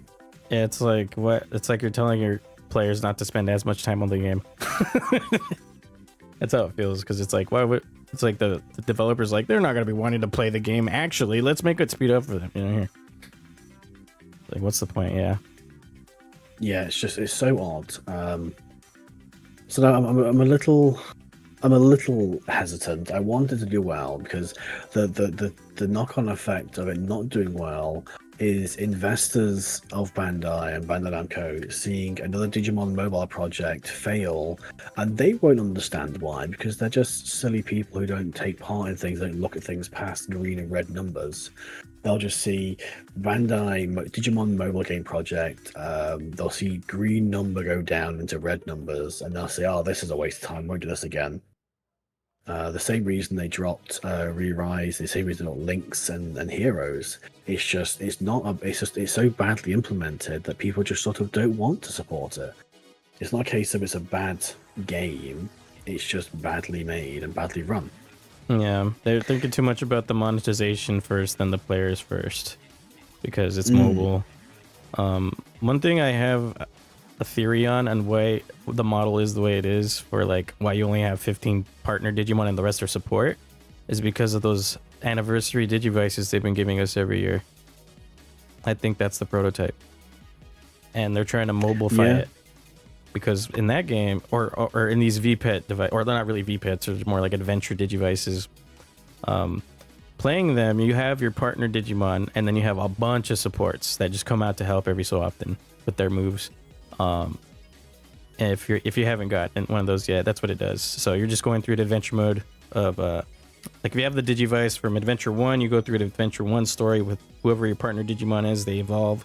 You get partner Digimon or support Digimon through fighting them, and then they join you, and then you can have them set as a support as you play. And that's how it goes the whole way through the anime story. I'm having a feeling the mobile game's going to be doing something like that, but with just hella gacha, which makes the whole $150 price tag on the Digivices you do get seem more makes sense on the mobile market, because they're probably hoping that people are going to spend the equivalent of $150 over time. Well, from what I've seen like a little URSR or just R icons next to some Digivice pieces on the Digimon Up sort of information we've had so far. So I know they're going to let us build our own Digivice, but I don't sort of understand in game. Yeah. So you'll be rolling a gacha, I imagine, for support Digimon, but I imagine this will also include Digivice parts, and I hate weapon gacha. Like lots of games will have a character gacha with weapon gacha mixed in, and the weapon gacha will just like flood the character gacha. So you get like 1-2 characters and a bunch of useless weapons that you'll break down into like currency, which will be so nominal you require like millions of stuff to sort of like trade in for a real thing. Yeah. It also looks like we've got quite linear evolutions. So like the Agumon evolution we've had so far is just the straight normal Agumon to Wargreymon.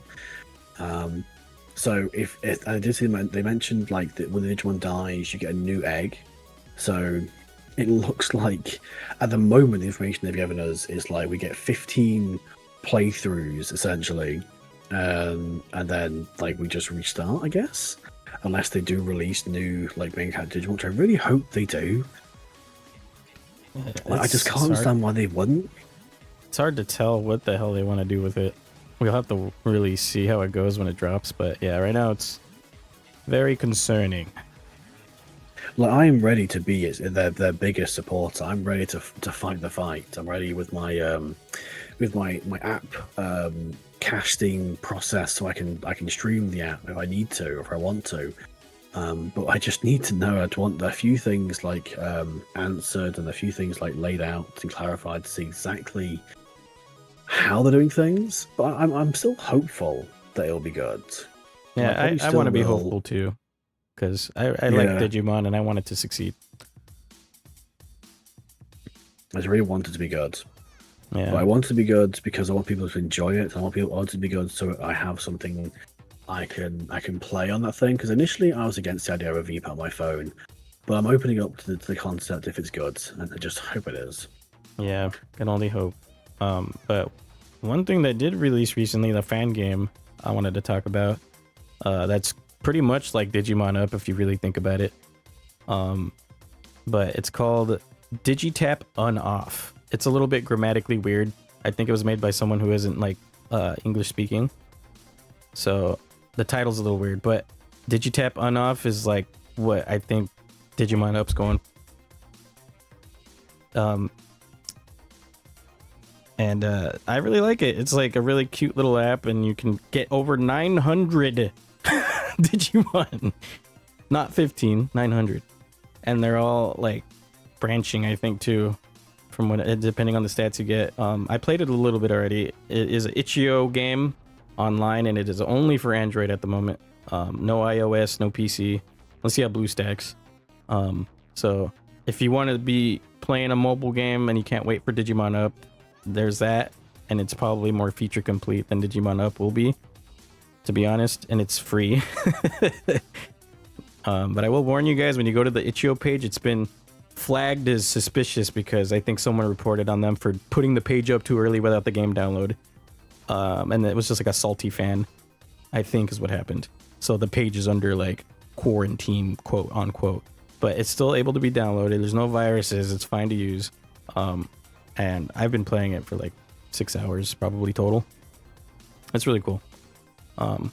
Just wanted to shout that out real quick for people. It does look really fun. I do want to try it at some point soon. Yeah, I definitely recommend it if you have an Android. But if you don't and have the PC, BlueStacks works too. Hopefully they get iOS in the future, but I don't know. I don't think it's gonna, because the whole way, like, Apple's just very weird about their stuff. I was just saying, because I saw a friend of mine mention that they wanted to have the game on their iPhone, but I think the iPhone ecosystem and the software and the security just doesn't allow custom APKs, where Android is just a little bit more forgiving and open to like going into development mode and just like adding your own things there. But Apple's just a different kettle of fish. Yeah. And then one more thing I think I can think of before we move on from the games. Digimon Elysian got confirmed for 2026, right? It did. I mean, we did sort of know it was this year, but I think because obviously they admitted using placeholder dates and sort of indirect language as to what's going on with it. But no, I do think they have said it is going to be this year at this point. Well, that could change. Yeah, it can change. I thought it was 2027 because they were saying the UI overhaul they were doing was going to take more time. So I assumed it was be 2027, but it's not quite confirmed though, actually. So it's just like they're planning on it. Yeah. But I have yet other hesitations about Elysian, which I guess will take us nicely into the TCG side of things. Yeah. Segue time. Hey. So with Digimon Elysian, we know so from the beta at least, was utilizing the first like 2 to 3 sets of cards. It was a much slower game because obviously it was a mobile phone app, so you couldn't have the dynamics of what we were looking at back then. Now, when we were first testing the game, sort of decks that utilized lots of tokens were very popular. especially decks like the Diaboromon deck from like 4 or 5 months ago, Yeah. which could spam up to like 10, 12 Diaboromon tokens very, very easily. But the Elysian game had a field limit of, say, I think it was about 8. I think. Now this was crossing over from Digimon and Tamers. Now, if that was carried on, that could severely inhibit some decks where you'd fill your field with tokens and then couldn't play your big card because you'd have no room. They did fix that, I think, with the UI overhaul, where they gave Tamers their own section, their own little space at the bottom, like the normal game that would. But I don't know if I've had any confirmation on whether we've got more field allocation, which is concerning. I'm also concerned about the sort of the drive for it, because obviously it's going to be appealing to people who play the card game. But if we're working with, say, even the first 5 sets, whereas the card game is so far ahead, will card gamers play the game, run the gacha, build the custom premium currency and open packs in the game to make decks from like 4 years ago, and then play through the in-game story mode of that? Like, I'm not entirely sure like how quickly they're going to try and keep up, because like if they literally ran an event in the game, let's say hypothetically speaking Elysian was released like tomorrow, and if they released it with the first 5 sets, and if they did an event every month which released 1 set, it would take them like 3.5 years to catch up with the current game state. Yeesh, that's a long time. Because we've just hit BT25 and we're about to hit EX12, and that's like a good 37 sets ahead, which, as I say, good 3 years worth of his content if they did that way. Sheesh.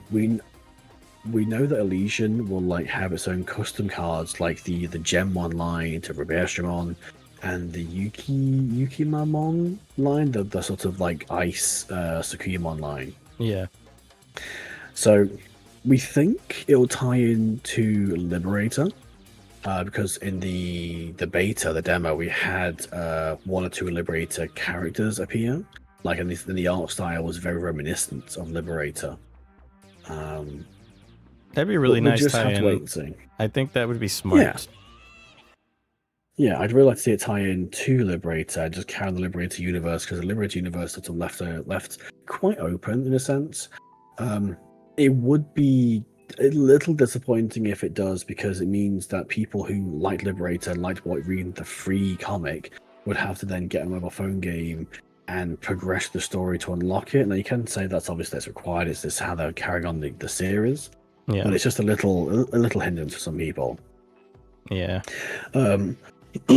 Speaking of, in the card game, we've just had BT25 drop, which is the second wave of Time Stranger cards, with the Angels, Grace Novamon, what's all the big decks have been dropped. Grace Novamon, we've got Vulcanusmon, Ceresmon, Bacchusmon all dropping. And the meta has shifted quite a bit. There's quite a bit of unrest in the TCG meta at the moment regarding the current wave, because using when TCGs sort of develop and grow, sometimes they remember cards that were a few like years ago, sometimes they don't. And in the previous set, Puppets, which were my main deck, utilized a card from literally about 9 sets ago called Nyaramon, which allowed you to abuse a mechanic which could shift your memory back. Now, I won't explain all the mechanics, but it basically enabled you to swing a lot more times with a type of card that could already swing quite a few times and take the game very, very quickly. Yeah, the Yu-Gi-Oh style. Yeah, very, very similar. Very similar, where you could just sort of like restand your monster and swing again. But in B25, with the Angels, they're utilizing a Shakomon card, which is really funny. That is Shakomon again, to sort of, because the system lets you basically you can swing and then DNA Digivolve, and DNA Digivolving allows you to like restand and swing again. This was a problem previously in the previous hoodie card set, which was the Hacker's Memory stuff. Shakamon from that era had the exact same problem, and they actually moved to restrict that Shakamon. And the TCG is quite renowned for having really poor response with ban lists. Like, I've played the game now since last November, and I've seen one new ban list, and it was like a flesh wound of a ban list. Like, it physically didn't touch anything I played, and dealt mostly with the Japanese player base, which is a problem because the Japanese player base is best of one format, whereas we run best of three. Yeah. So our decks are built completely differently. Interesting. And so at the moment, so me personally from the B25, I'm running the Grace Novamon deck, which has its own quite fun mechanic of how to like essentially ping pong up your evolutions to bring out your big boss monster very quickly. And it's been quite fun. The meta moment is quite healthy. We've just had the Beat Break and Data Squad decks drop, which are incredibly strong. The Data Squad deck, so the Data Squad deck is very good, but the actual Beat Break deck is phenomenal. It looks phenomenal. I like the arts on them. They look fantastic. You can basically buy 2 of those decks and just build a fantastic, like, I've seen people like top locals with just buying 2 of those decks, mixing together some of the cards from the 2 decks that have like 2 printed in them, and just running wild with that. That's how which is the same sort of system we had. That's how they should be every time. It's fair because, like, you think it's a difficult balance to sort of keep the meta accessible, but also sell boosters. For sure. So you can improve both the Data Squad deck and the Beat Break deck by buying boosters from BT25 and gaining your new Shine Grey, your new Data Squad cards, and your new Beat Break cards, or even just like alternate arts to your current ones and make them better. But you can also just buy the decks and run them as is. Like, I've not seen that. I think the Sakuyamon deck ran the same sort of thing. You could buy 2 of that, and even that's still strong. And that's like the last star decks. That's still like in locals and can still top. That's awesome. I like when the stuff can stay viable for a long period. Yeah. Like comparatively to most other TCGs. We're looking at another small speed up in the next set as well. The next set is EX12. And is that the Shambhala stuff? Runs, it is, yes. The way that the card game runs is you have the BT series, which is your standard boosters, and the EX series, which are like extra cards. Now, I don't know why they split them, because they're all just cards that build decks. So I don't know why they're split up that well, but the EX series, EX12, is Shambhala, and we're already seeing some super strong cards with Nizahamon, the little fire-wheeled, he's got wheels off his feet and he's made of fire. He's dropping as the first level 5 or standard Mega Digimon with like 5 keywords, 5 really strong keywords. Which also with his effect, you can drop him for a reduced cost on another Shambhala card. So he's very strong, very easy to get out, and very, very quick. So he's going to change the system sort of again, I reckon. So he's like a fantastic resource and Battlemon. Yes, but he's also very cheap, very, very easy to utilize. And he's only the first one we've seen so far.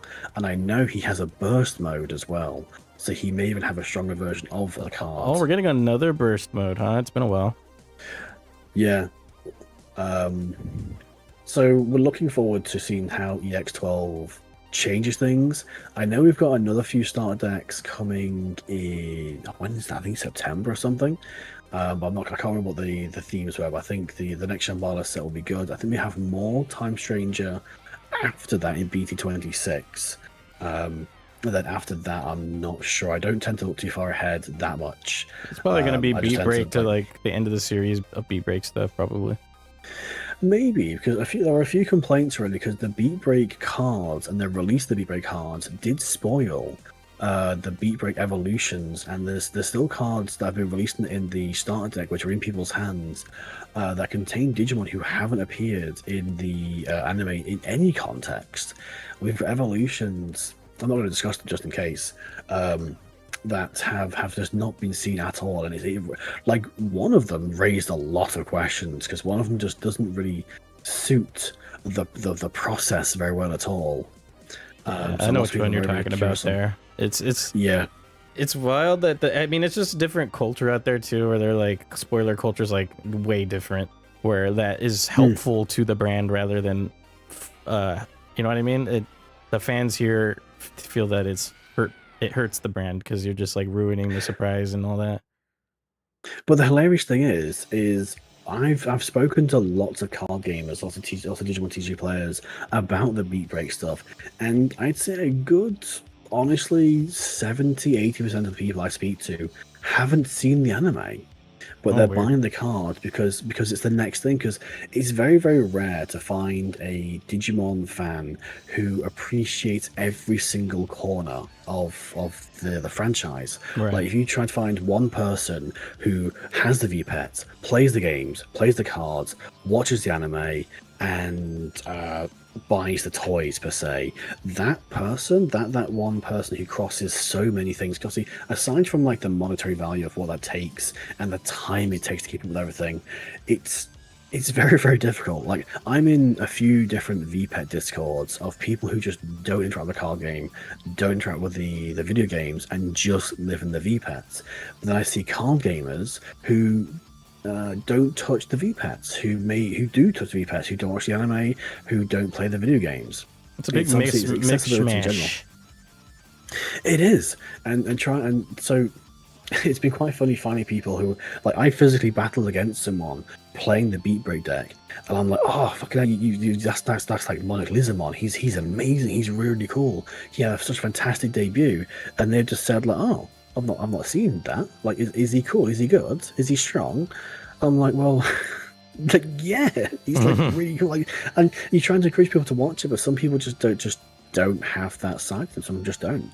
Yeah, I met a lot of people like that too on Blue Sky when I was first meeting a lot of new people when everyone was moving there for the first time.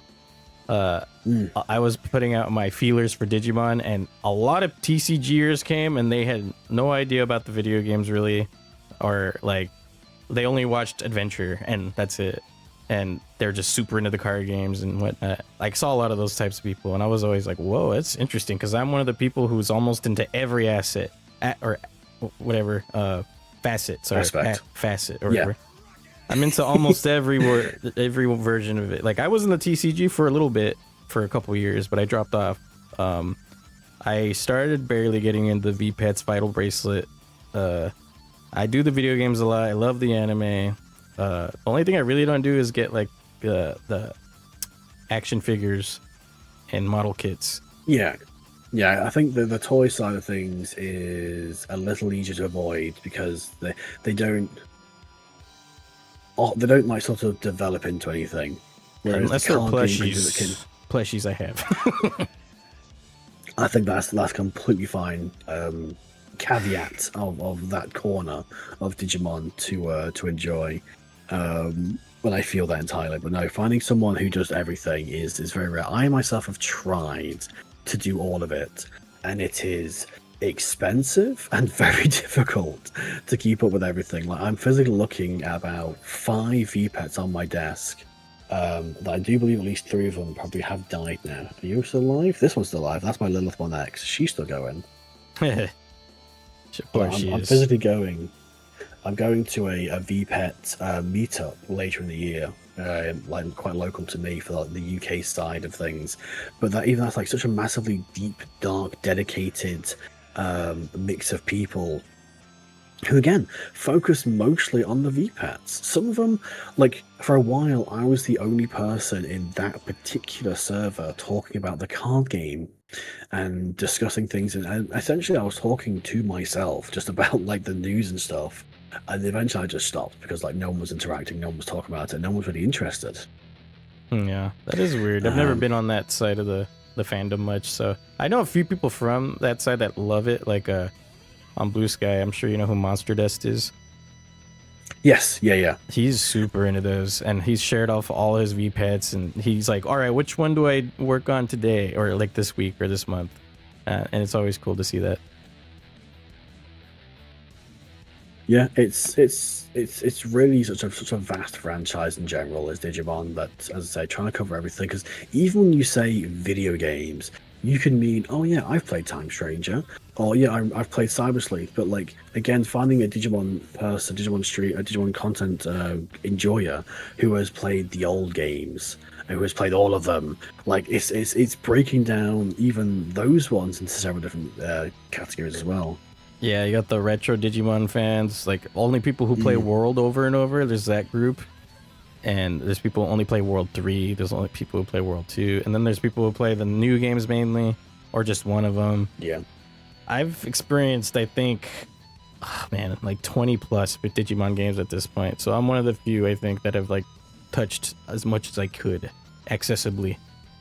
You know, I'm not gonna probably touch any of the Wonder Swan games, so.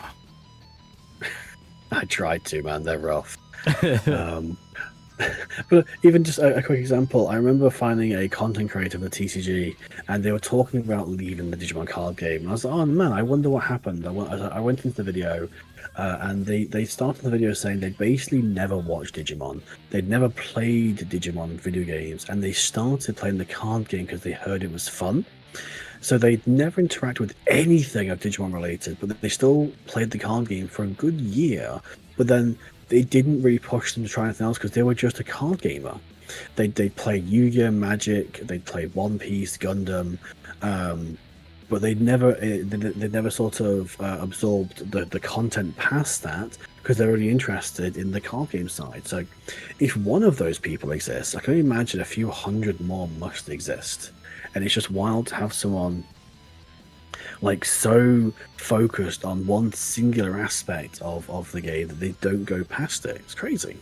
It's like the people who play Yu-Gi-Oh! And just use the cards and all the monster designs are just secondary to them. It's like they want the functionality of everything. Even if the cards look cool and whatnot, I'm sure there's like appreciation for that, but I'm sure like the main thing at the forefront of their minds is figuring out how to strategize in this game and, you know, flex their brain muscles. Like, it's funny to think about because I can't imagine getting into a thing that has a super strong series behind it and not knowing anything about it, but only playing that. It's probably a very different experience. Yeah, absolutely. Oh man! All right. In terms of TCG, no, that's about it really. The BT25 is the current meta. I've got myself what I can only describe as a B tier deck, which will win 1 out of 3 games, I guess, of the current big stuff. But no, it's all been really good. Lots of cool alt art in the card game. Lots of cool moves. Lots of cool things happening. And it's just the meta shifting again. So anyone who's looking to get into the card game, by all means, pick up the I think the Beat Break deck, with it being the current anime, or even the Data Squad deck. If you were an old Data Squad fan, if you were watching the Digimon series back on Disney Plus, Disney had Digimon back when Data Squad was played, which was wonderful to see. So if you're like a fan of that era, or you're watching Beat Break and you think, you know what, I might like this, you could literally just buy one of the deck and just have fun. There's the simulator, there's your locals, and the Digimon community is fantastic. Just jump onto your locals, jump in, and you will make friends, I guarantee it. Yeah, Digimon community is great. I can attest to that. I have very few stinkers in the that I could say that I've met. Yeah, I think that'll do it for like Digimon news segment. I think we're gonna be doing this probably every podcast if there's new things to talk about, at least. Yeah.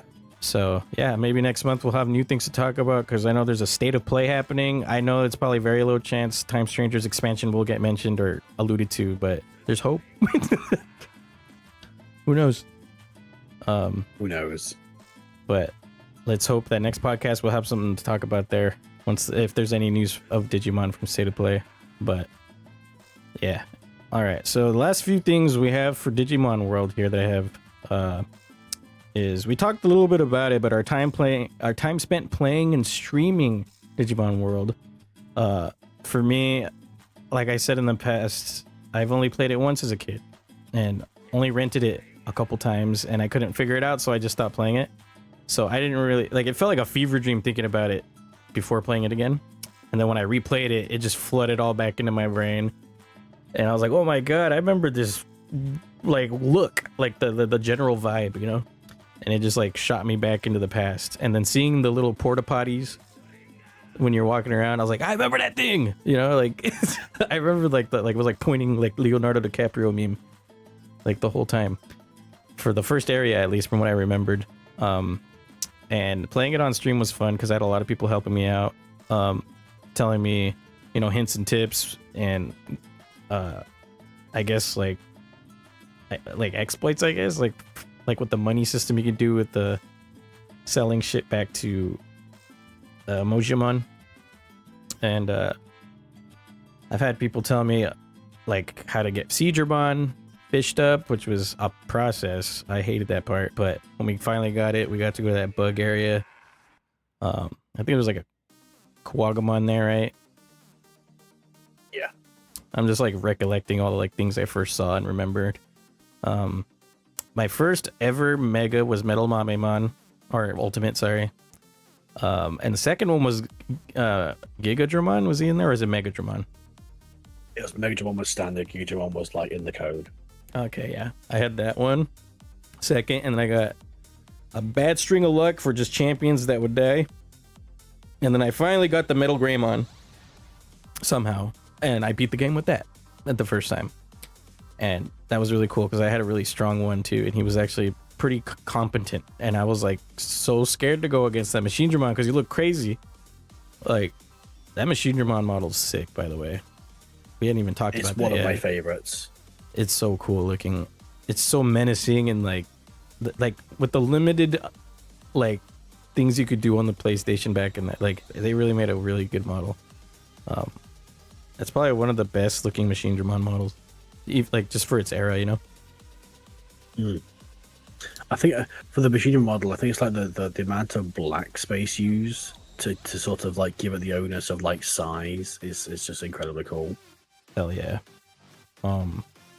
Yeah, but I never went and did any of the post game stuff afterwards. I know people told me they wanted to see me play it, and I was like, I don't know. I just went through like 10 generations of Digimon, and I'm wanting to take a break now after beating it, you know. I haven't gone back to do any of that extra stuff though, but from what you told me, it doesn't seem to be like that worth going back for, you know. No, the post game isn't a tremendous amount. It's more sort of like if you were playing the game, because the game is like infinitely playable. Like there's no end per se. There's no like you've done it, game over, that's it. You can go back and just do what you want to. So I think it just sort of gives people a little bit more to do. If they wanted to. I've dabbled in the post game, so I played the game first as like an 11-year-old child. I wasn't very good at it. I never beat it until I was streaming it a long time later. Even though I tried to revisit it a few times as like a younger adult, I didn't have the patience for it. I went back a few times, dabbled here and there, tried to use guides, and just got frustrated with how things were. And it wasn't until I streamed it for the first time. Not for the first time, even. I think I streamed it for the first time, and I dropped it because I used to do like a voting system in my server to say like what game do I want to see this week, and World 1 was just never really voted for often, so I just didn't go ahead with it. It wasn't until I really applied myself and like, so you know what, I'm going to finish this bloody game. Like it's the OG Digimon game. I'm a Digimon creator. I'm going to finish it. And shout out especially to a Twitch user called Relvamon. They were my absolute backup with when it came to like, how do I do this? Where's that? Because there is like quite a dedicated like viewer base for World 1. Like people like Relvamon, Laughing to Death, and then like other streamers like Raiko and Seawing. Fantastic community for them. Obviously Sid Montague was one of the big guys who like took the game apart and put it back together. Fliegenfurst and Zathorin with other more people who got into the code. But they all helped me bit by bit. And eventually I finished it, and when I finished the game on stream, I finished it on my 3rd generation Digimon. So my first one got to champion, did a few things and died. Second one got all the way to ultimate, which was Andromon, which did a lot of the content and died. And my third one, I was actually aiming to hopefully get Metal Mamnumon, but I must have got something wrong because I ended up with another Andromon, but he beat the game for me. And I felt like it felt so silly because after all that time of struggling with the game and just like not achieving anything, I eventually did it in a matter of hours with just essentially 3 different Digimon. And the game felt so small after that. Yeah. It definitely shrinks down when you really know what you're doing. Like, okay, the order of operations is just purely optimized now. It really does feel like, you know, when you're a kid and you look down the road when you're a kid and it feels like miles away. But now you're an adult and you're walking to like the road, you're driving around and you're remembering all these places. Like, I used to think that was miles away, but it's like 2 minutes away. It definitely feels like you've just grown up in this world, become so small. And now there's ROM hacks for it. There's retro achievements, there's bingo, there's like randomizers. I do want to try the Vice mode out, which apparently is like a really popular like ROM hack for it, which has changed how some mechanics work. They've made it like different and sort of better, I think. You can only do so much with the game. Yes, there's limitations on what you can do. For me, though, my dream at the moment for World 1 is it gets crowd control support. Ooh, that'd be kind of cool. I feel that would be so funny, just to have like people be able to apply to have like random item drops, evolutions, random spawns. Make your Digimon shit on the ground. Make your Digimon need to shit. Just silly things like that. I think would be fantastic. I'd laugh my ass off, but it'd also get pretty irritating. Like, I'm in the middle of this. Why? But no, I've had fun. I've always had fun playing the game. I tell myself, it's not all nostalgia goggles. I swear, I do like the game. But I think literally, if I picked up the game right now and I started playing it again right now, I would probably get a champion. I'd probably go and kill maybe 3-4 like different things, and then I would just put it down and maybe go play something else for a while. Because like the idea, like the initial boost you get from starting the game with a rookie, going into champion, sometimes I think it's possible to get to ultimate. I think maybe there's a slight chance with some stats. But as soon as you've lost that momentum, you start again with a baby that's got really bad stats, and you have to do so much things to get it going again. And you've used a bunch of your items, you've fed your free meat to the champion who just died, which happened so many times. I would my Digimon would ask to be fed, I'd feed them like 3 big meats, and then they die minutes later. I'm like, you bastard, I wasted that meat, I really needed that. Oh man, I always found it, one of the funny things about the game is when your Digimon, it shows signs of it's about to die, flies form around it. It's so funny. It's like they become stinky. I didn't know at first what was happening. I saw my Shellmon he looks stoned, high, he was looking up at this guy, half eyes open with the mouth open all big, and he was just like, I'm like, are you okay, buddy? You doing all right over there? You look like you need something to eat or something. I just found that charming and funny. But yeah, the dying aspect is so crushing when you're restarting for after a while. When I redo my playthroughs, because I've played it 4 times, I only get to the parts that I'm familiar with, up to the Gear Savannah, and some of those aspects. I'll play 2 or 3 sessions, and that's maybe 10 hours, 12 hours, and I'm done after that. I'm like, I think I'm good.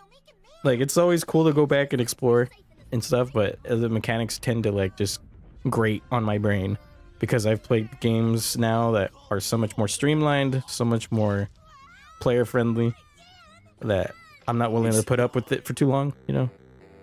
It's that fight for dopamine. Like back then, the games took a lot longer to make you feel like a winner, but now it's like it's just much easier in other games. And obviously, it was their first foray into a world game, and they made quite a few mistakes on some mechanics. And I'd love to see them. Obviously, we have seen them like sort of revisit it with like redigitize, decode, next order, that sort of thing. Yeah. And well, obviously that's been developed by different people, but the franchise seems to understand some of its problems. But World 1 itself is such a difficult beast to love. Yeah, for me, what's carrying it for me is a lot of the charm and aesthetic. Like that always carries a lot of games for me. I don't know. I just like immersing immersing myself in games like that, because that one of the most important aspects for me in a game from that era is, are the vibes right? And if they're right, I can pretty much deal with a lot. Like even if the mechanics are pretty harsh, like as long as I can vibe, it's cool. So that's my big thing for Digimon World. It's one of the more charming ones.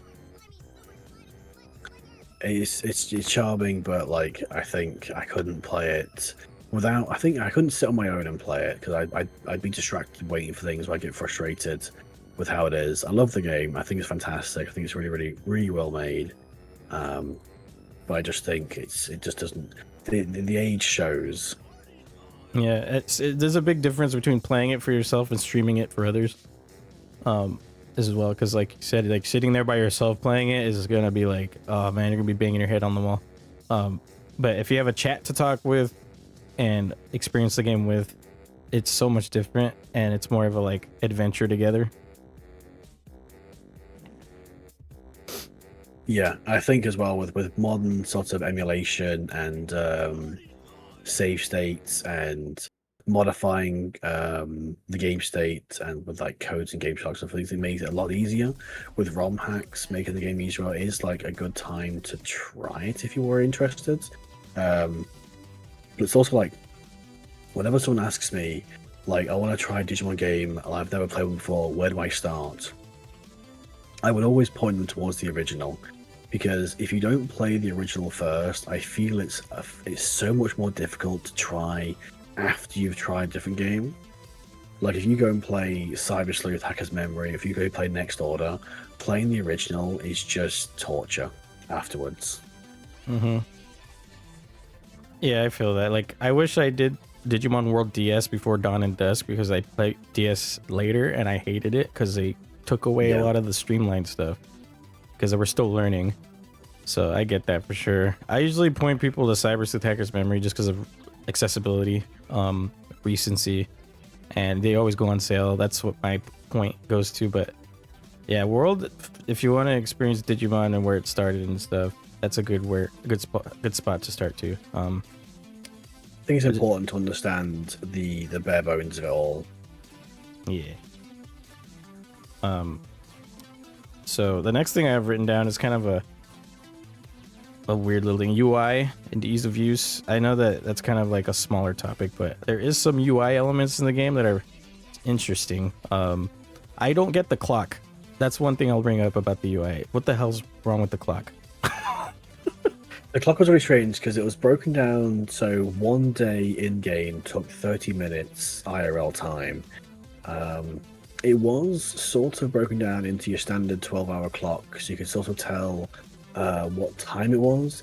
And a lot of events in the world, especially things like Siegramon, will only spawn at certain times, but there's very, very few places in the game that tell you a time. It's always like early morning, mid-afternoon sort of thing.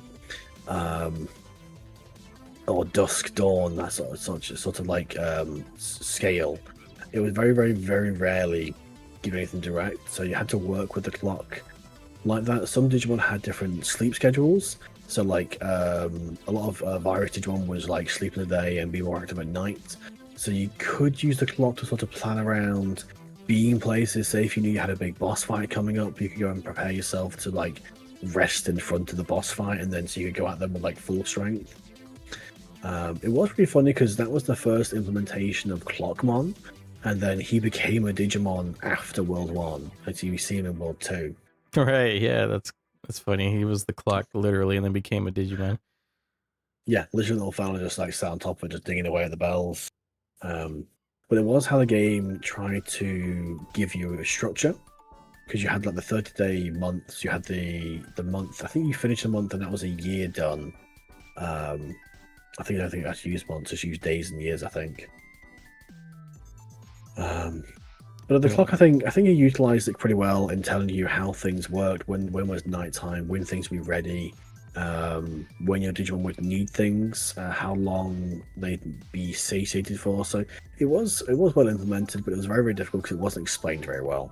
Yeah, the whole explaining of what the clock meant to me, like I could see when it was night and when it was day, but the like exact point of the clock I could never tell when it was. You know, it's like I could be off by a little bit. It could really be afternoon, but it's actually morning. You know, like I wasn't sure at all, so I just kind of ignored it, and I still do. Like I just kind of play the game because I know that there's like some important events and stuff, but sometimes I just kind of come across those events accidentally while I'm wandering. So that's how it went for me mostly with that. So Yeah, and another game bit, was so gone. another bit was the whole pause menu and like looking through your inventory and looking at your Digimon's stats and moves. Like it had some charm to it, but it was super like, I don't know, it felt like a PC. I know that's what it's supposed to be, like digital look, like old PC windows like popping up, you know. And I thought that was kind of cool, but some of it was like just hard to navigate. Yeah, I quite like the UI. I think there was quite some, there was a lot of it that was sort of mysterious, like with the stats and everything. You obviously had like the player chart, your medals, I think, and some cards you could look at. The main menu was like what it was: item, praise, scold, tamer, sleep, and something else. I think that sort of fell into the game because I think they wanted to make the gameplay as sort of simple and universal as possible, where instead of using lots of words, it was lots of icons. So similar with the VPATs, because the VPATs were mostly in Japanese, but you could still use them without knowing any Japanese, because you just sort of learn which bit was what. Mm-hmm. So it's a lot more rudimentary. So there's not really much language to it. It's all like icons and just menus. I think the UI was clean. I think any sort of like issues we had with not knowing where things were just maybe we didn't understand the developers' ideas, or maybe their own ideas were something that they thought was very straightforward. They would have thought, oh well, of course I'll put this part here, because of course you wouldn't look for this part anywhere else apart from here. But our sort of path of thought leads us like a different way. We're like, well, why wouldn't it be there? Why is it there? That's silly. Yeah. One thing I remember is I didn't realize that you could flip to the Digimon moves at all. It went for a long time. Oh. I didn't know you could. I didn't know there was an extra tab. I just would work at my one menu I had. What I thought was the one menu. And then when someone told me, you can change your Digimon's moves, or I'm like, how? And they're like, you just pause and then flip the tab. I'm like, what? I didn't realize that was going on. And then I was like, wow, I have all these moves I could have been using, and I've been using the basic moves the whole time. Oh, wow. Like that's one thing that really got in my way, I guess. Yeah, that would be pretty rough. But I'm glad I learned of it. But yeah, the UI wasn't exactly easy to read for myself, personally. But I could see, like, now that I know where things are, it looks cool. Like, I like the way they like made it look aesthetically. But functionally, it was hard to get around for a bit until I learned what exactly things were. But I probably won't ever learn the clock. That thing is just too confusing for me. I'll just kind of play until things happen, I guess. Yeah, just follow game events. It's just as easy. Yeah. But yeah, that's like pretty much all the UI. Oh wait, one thing about the UI I forgot to talk about: the card game stuff where you could collect the cards and you could see them. That's another UI element that was really neat. Oh, so yeah. So when I said earlier on that my card method was that's how I made money, is basically I would accrue enough money to buy lots of cards, and I just stand there next to the card machine buying shitloads of cards, and then when I'd filled up enough of it, I'd run over to Shogun and I would trade all the big cards in. For his tokens, his little currency, I'd use that currency then to buy super restores, go back to the store, sell all my superstores for like a 300 to 400% profit, and then buy cards again. And it would take me about half an hour, but I'd make like 1,000,000 bits doing that. Dang, And that's that's pretty how awesome. my way. Cause I know there's like the monochrome way. And I know it's obviously a lot more RNG focus because you could just buy lots of cards and get nothing. But if you could get like 9 like Shogun cards or like any of the good ones, you could make so much money so quickly. Yeah, I never mess with them. I made the cards into Valentine's cards IRL, but I didn't really That's play with really them. cool. No, They had really 'cause cool the arts game on has them. that. That's what I liked. They did. They were so good. But the game had like an in-game medal attached to them, and eventually getting the 15 medals became like the true 100% for the game. And some of those 100%, some of those medals were very difficult to get. But I think the easiest ones were like having X amount of money, collecting all the cards. And there's some other ones were for like gameplay stuff. The card games, man. I wish they would continue to keep those forever in all the Digimon game installments. I know we got one with the Time Stranger. We talked about that last month. Very lackluster, but hey, at least they tried. Yeah, it was pointless. Like I think in terms of in-game card games, I think World 3 takes the crown. Oh yeah, I know a lot of people who stand by that for sure, and I'm sure we'll get to that game in the near future. That's the one I'm gonna love talking about too. There's World loads of 3. to cover that one because we. I just said I was just saying World 3 in my head, like just reminiscing.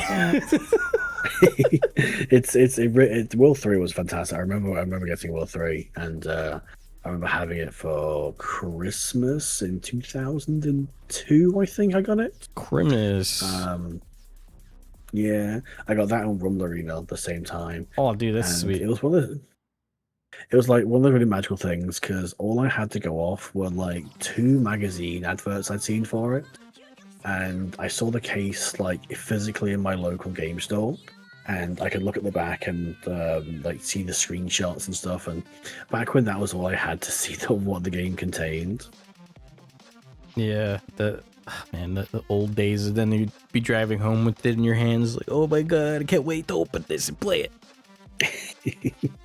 That's one of my favorite things about being a kid, is picking up the game from the store and the ride back home, just looking at it, anticipating. Yeah, it's just that pure excitement of just not knowing what's going to happen. All right, last thing I got here written down is our likes and dislikes about Digimon World 1. We talked about some of the things here. I know we like sprinkle things here and there, but this will be like a main focus thing. But yeah, like a lot of things I like about it are just based on aesthetic, the charm of it, like the way the models look and the Digimon models look, the sounds that come out of them, like vibes mainly. That's my favorite part about it. And my dislikes mainly revolve around the obtuseness of a lot of the tasks that must be done, and other like extracurricular activities that you might want to do. You know, it's just all very hard to understand, and sometimes if you don't play the game long enough, you'll forget the exact order of stuff. And then you're just confused, like, I remember doing this, why isn't it working? And then it's like, oh, it's because I didn't actually talk to this one mon first, or I didn't go to this one spot first. And it's like, oh man, I just forgot this one little bit, and then I get frustrated. So that's one of my dislikes, is the obtuseness. I know people who play it all the time just have it down like the back of their hand. What other things? The dislikes, the way that they revert back all the time is always a big criticism. I've gotten used to it over time. Especially with like Next Order.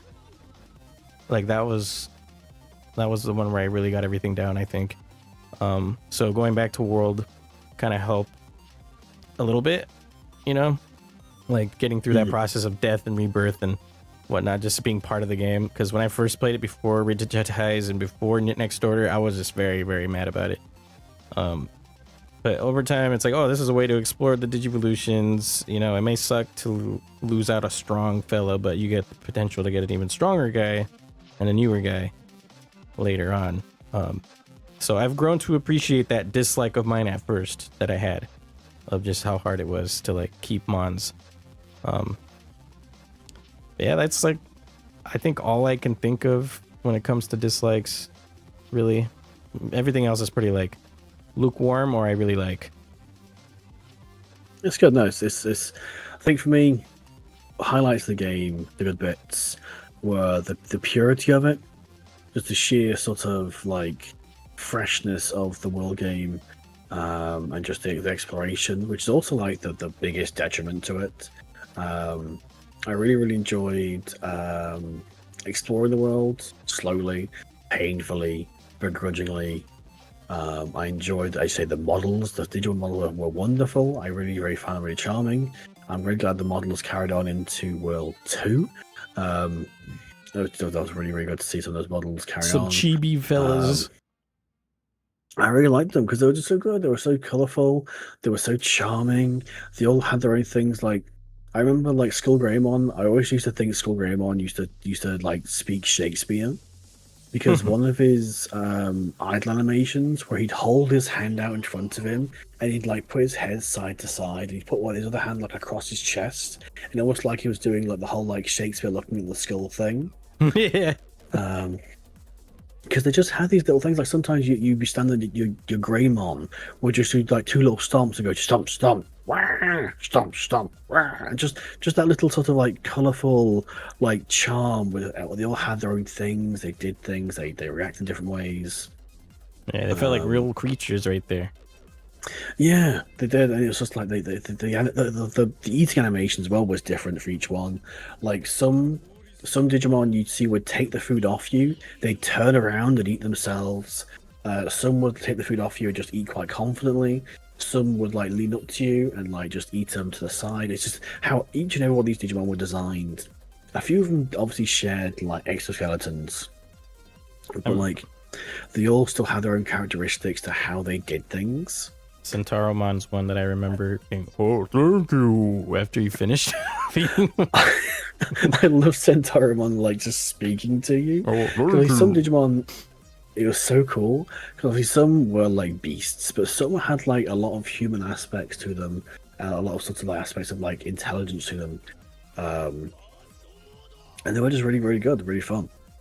I forget Mameomon saying "Yatta." Because even now, you go and try and look into what he's saying.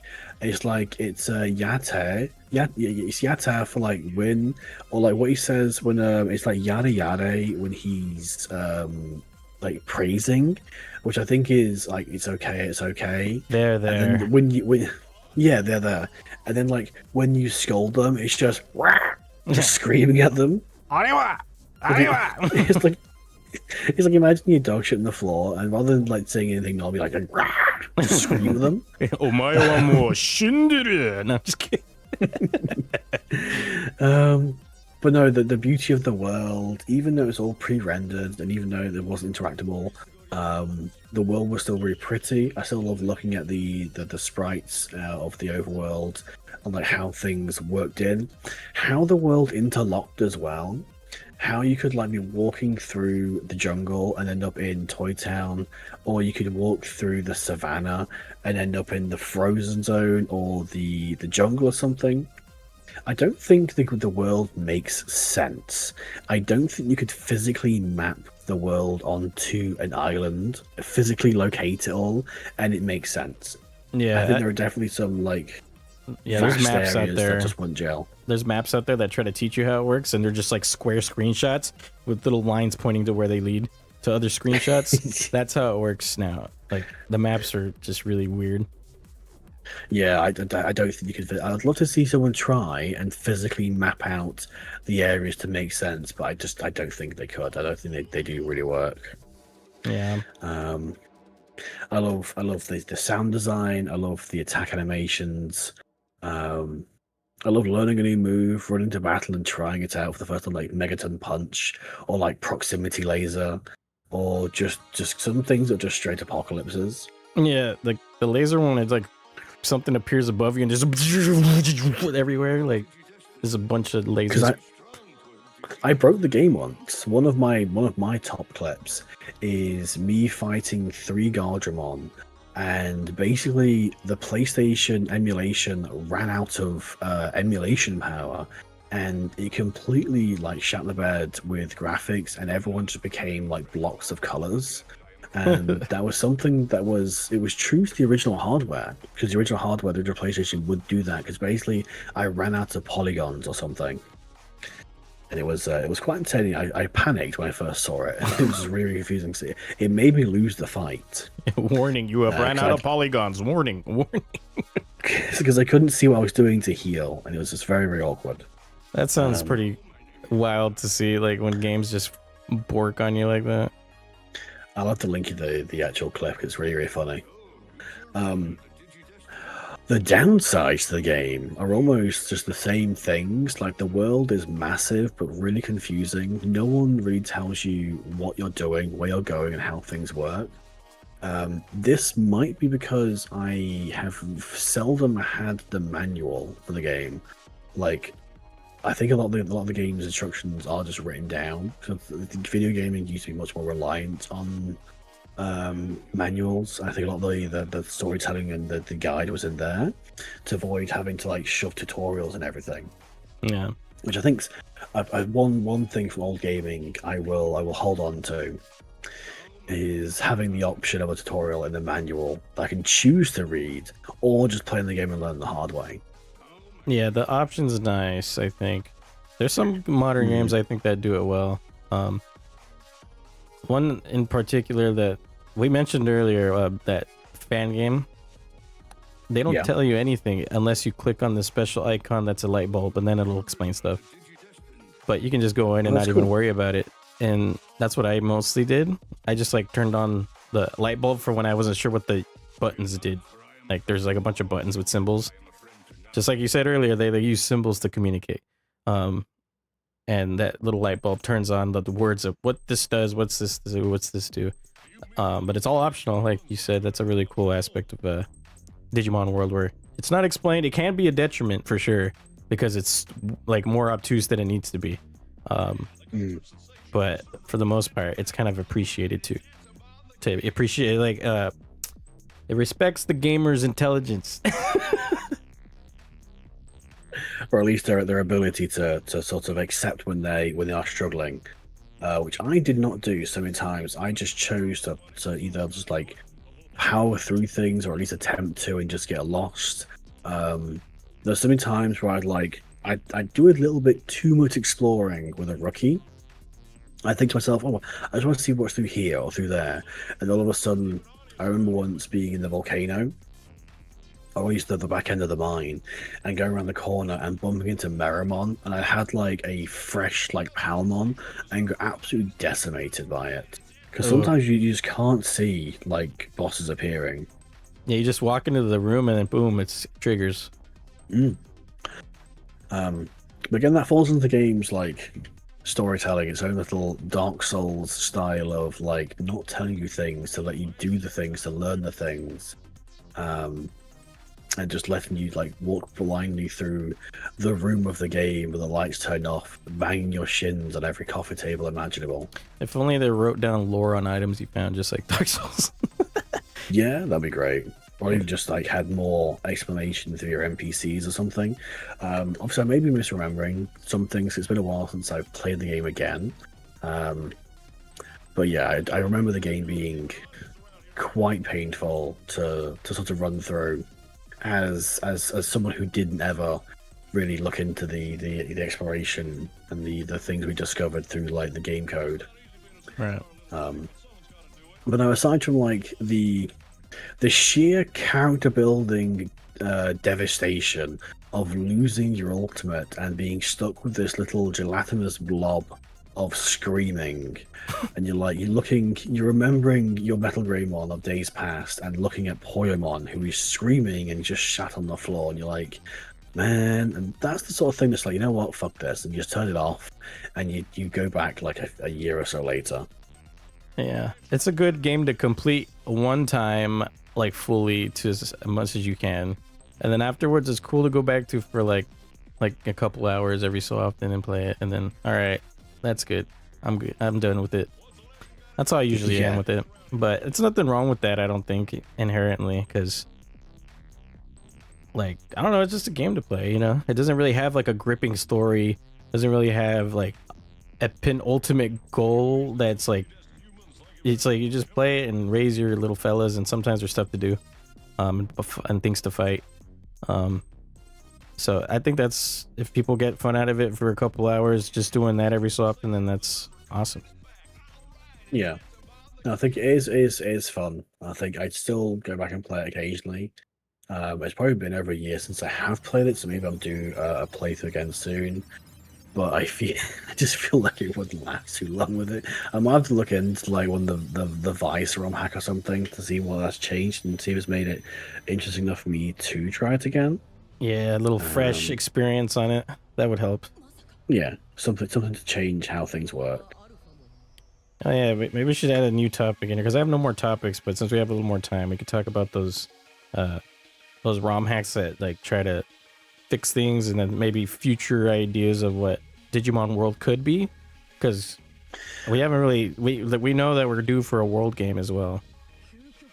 Yeah, we're hoping for a world game as the next one, because normally they do like story world. So if we don't do one, whether or not we get one, and whether or not it'll be in the next 2-3 years, I don't know. I know obviously the next video game is the Time Stranger expansion DLC, so that'll happen sometime soon. Not sure when. I'm expecting like first quarter, second quarter of 2027. That sounds reasonable. Also, I'm hoping, even if it's just a straight port to via GOG, GOG Great on Games, or whatever they're called. They're a company based in Poland, a games company. They made, or they own City Project Red, which made Cyberpunk. Yeah. They specialize in like preserving games by digitizing them and putting them on PC. They did a fantastic job with Breath of Fire 4, one of my favorite RPGs, and they have supposedly been working on Digimon World. They've teased a few times that they are close to finishing it. The most recent teaser, I think, was a casual screenshot they showed of like the dream list, and it showed a picture of a computer screen, and the computer screen had a shortcut of Digimon World playable on the desktop, and I'm just like, oh, did the whole thing of the character like pointing at the screen sort of thing. Yeah, man, I can't wait when that finally comes, because God, so many people need to experience the game that just haven't, because accessibility. And yeah, like having the PC port preservation is so necessary these days. I think we need that. Like, I know we have emulation. I know we'll always have emulation in that sense, and wherever you fall on the morality of emulation, you can't deny its sheer live versatility when it comes to preserving games. Like, the retro game market is a bag of ass, and I hate trying to buy games that I used to love without spending like £300 on a fucking copy of a PS1 game. And it's so diabolical. That's where we are with things. And emulation prevents that. Yes, you still need to have a PC. Yes, you still need to like worry about versions and compatibility and the safety of downloading emulation programs, and obviously the legalities of ROMs and how you dump your ROM onto your PC to legally use one. Obviously, we won't discuss about where you get ROMs from, because that's the illegal bit. We download our ROMs from our own stuff. You're legal allowed to dump your own ROMs. You can't download them from elsewhere. It's a difficult conversation, and it turns a lot of people off emulation because they think The the whole FBI thing is is all gonna like, break through the door. FBI, open yeah. up! The amount of times I've like seen someone streaming a Digimon game, I'm like, oh cool, how are you playing this? And then they panic and they say, oh no, I'm playing this with my PlayStation 1 hooked up to a capture. It's like, no, you're not. It's like, well, you can't hook up a fucking PS1 to a capture card. It doesn't work anymore, man. And it's just like educating people on the legalities of emulation. Yeah, it's more of a And like you could talk about it, just don't show and tell. You just gotta yeah, exactly. just do your own research, and it's easy enough, honestly. But there's plenty of very, very safe caveats. There's plenty of very safe communities, and there's plenty of people who know what to do and how to get things to work. And it is the best way to do it because you can upscale things. The technology is fantastic now, where you can like select DuckStation. You can use that to upscale your PS1 games into like 1080p up to 4K. They look really funny when you have like the pixels. They're now they're huge. And you sort of realize one of my favorite things I realized actually about retro gaming versus modern gaming was the CRT television. I didn't realize how much that did for video gaming. Because a lot of things like Digimon and stuff used like pixels, like just straight flat pixel art for things. And the CRT had this very, very faint mesh of circles over the screen. And they utilized that to make models look like rounded, especially for things like Final Fantasy, for like profile pictures and image and stuff. Where when you emulate it, everything looks like so rough and harsh because it doesn't have that CRT filter anymore. And the emulation you can now get has these CRTV filters, or at least like a simulation of the filter built into it, so it can still look like how you remember it.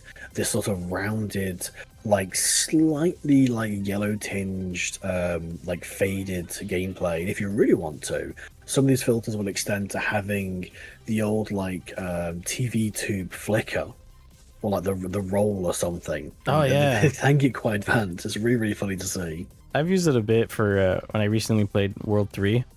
I put on the one that was like more what's the word for it? They're like little circle dots everywhere instead of like lines.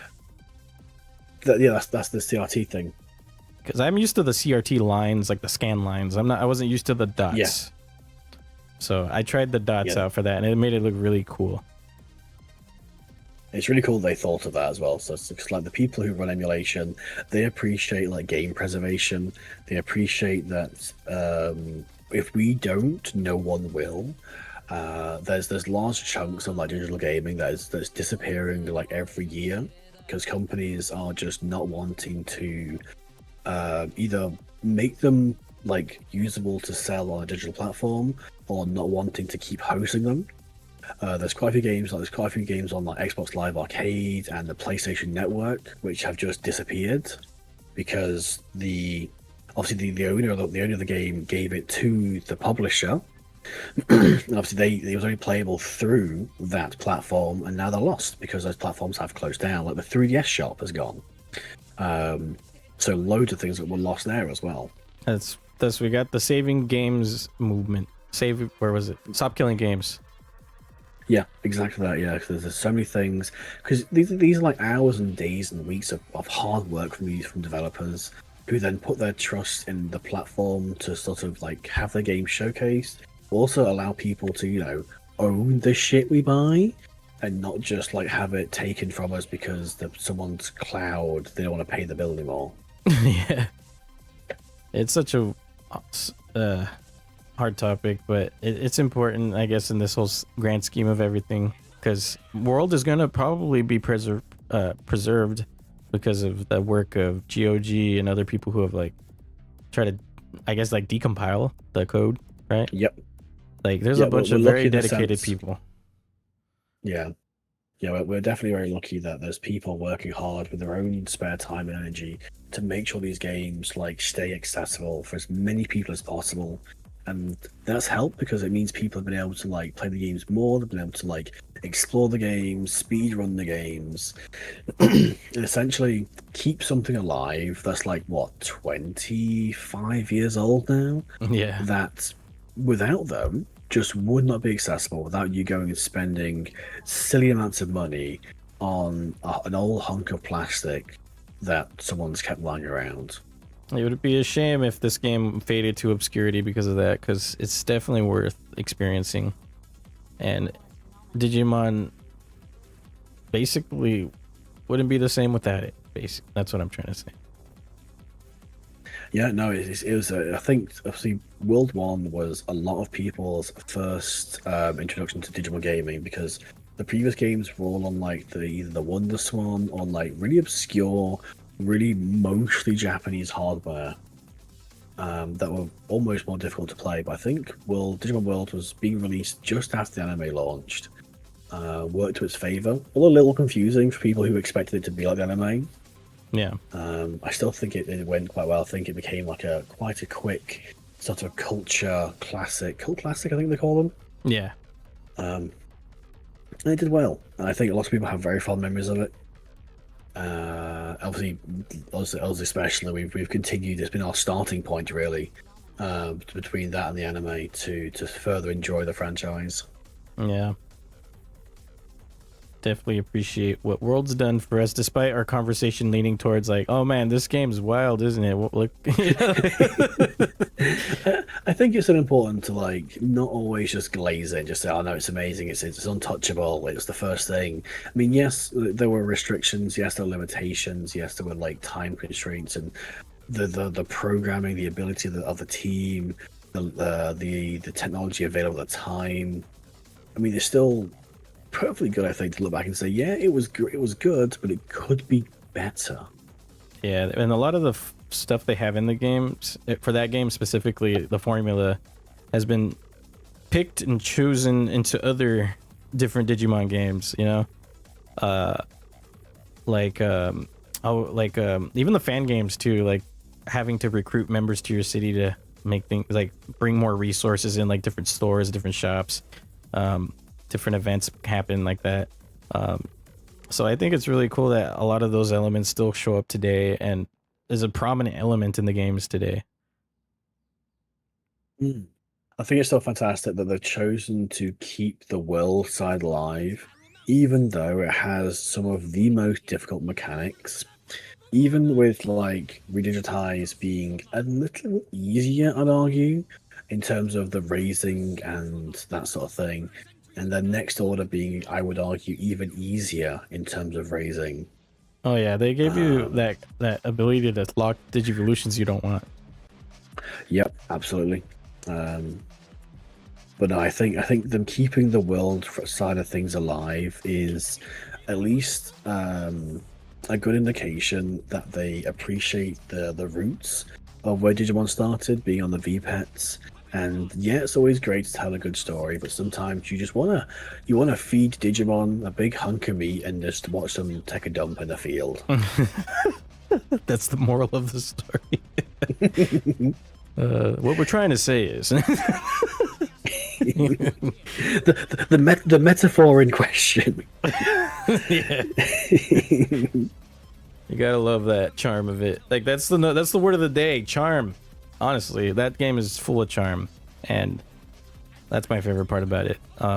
One thing I do hope to see with like the continuation of the series is to stay somewhat true to that. You know, like I know like there's a lot of cool elements like in the newer games that help streamline the process, but they took away some of the like discovery. Like it was like more spelled out for you, you know, which is, you know, good in some ways, but I do miss a little bit of that, like experiencing it on your own and finding shit out. Sometimes I miss the Euromon of Digimon World, where it's like, oh, maybe you should like see this really weird thing that happened this one time when I went to this one area, versus like a gaming of today where you talk to one guy and it's like, oh, go here, here's your quest marker, go do this exact thing at this exact time with this exact person. It's like, I know that's possibly my most boomer gaming take. It's not the yellow paint. I don't mind the yellow paint. Yeah. It's the quest marker on something that should be explorative, should let me walk around and do things first.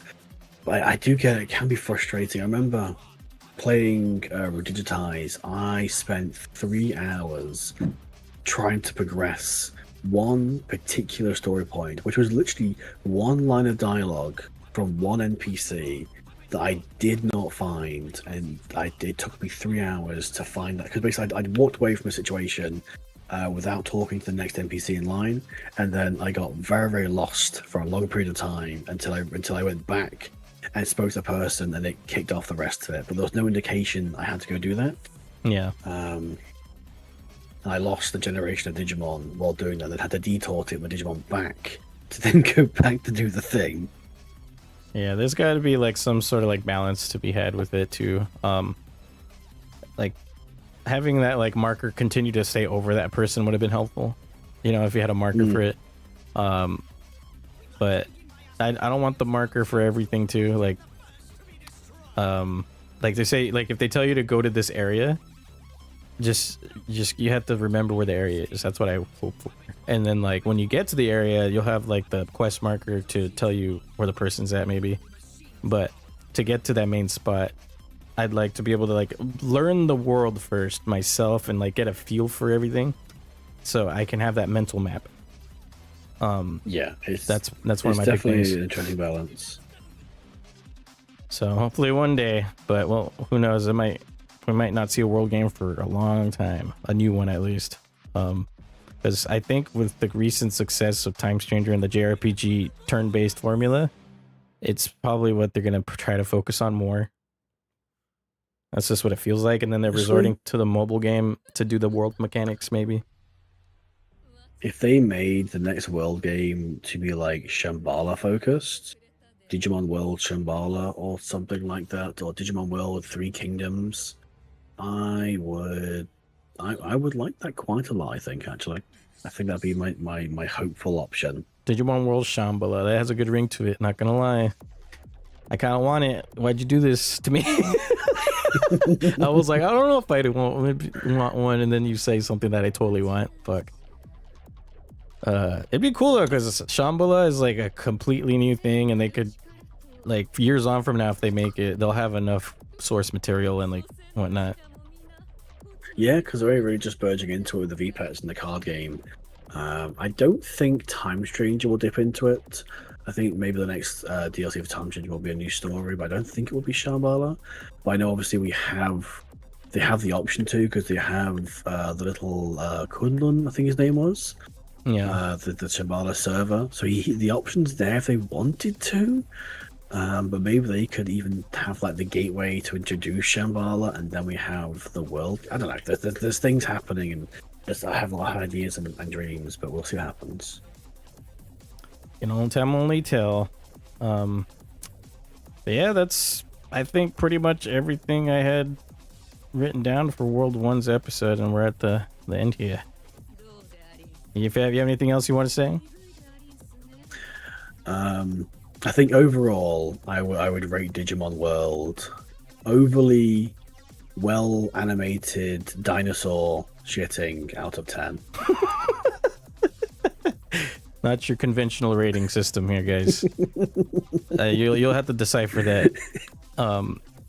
For me, man, my whole ranking for it is hard to say too. Like, on a good day, I'd rank it at 8 out of 10. On a bad day, 5 out of 10. You know, if things weren't working my way and I wasn't in a good mood and shit was going wrong, it would be very annoying. But Digimon keeps me there, so that's the 5 out of 10. But when it comes to like when things are going really well and you're in that flow state and you're hitting those I guess like checkpoints, I guess, like getting different things done, it feels good, you know, and it feels like an amazing game. Like I got this shit. I'm going through this world like nothing. I got my fellow with me, helping me destroy everything. And yeah, just like a big difference, you know. It depends on exactly the circumstances for me. I think I like to see it as like, if you really want to enjoy fruits, you really have to respect the roots. That's a good saying. I like that. The fruits and the roots. That's some juicy fruit right there. Hey.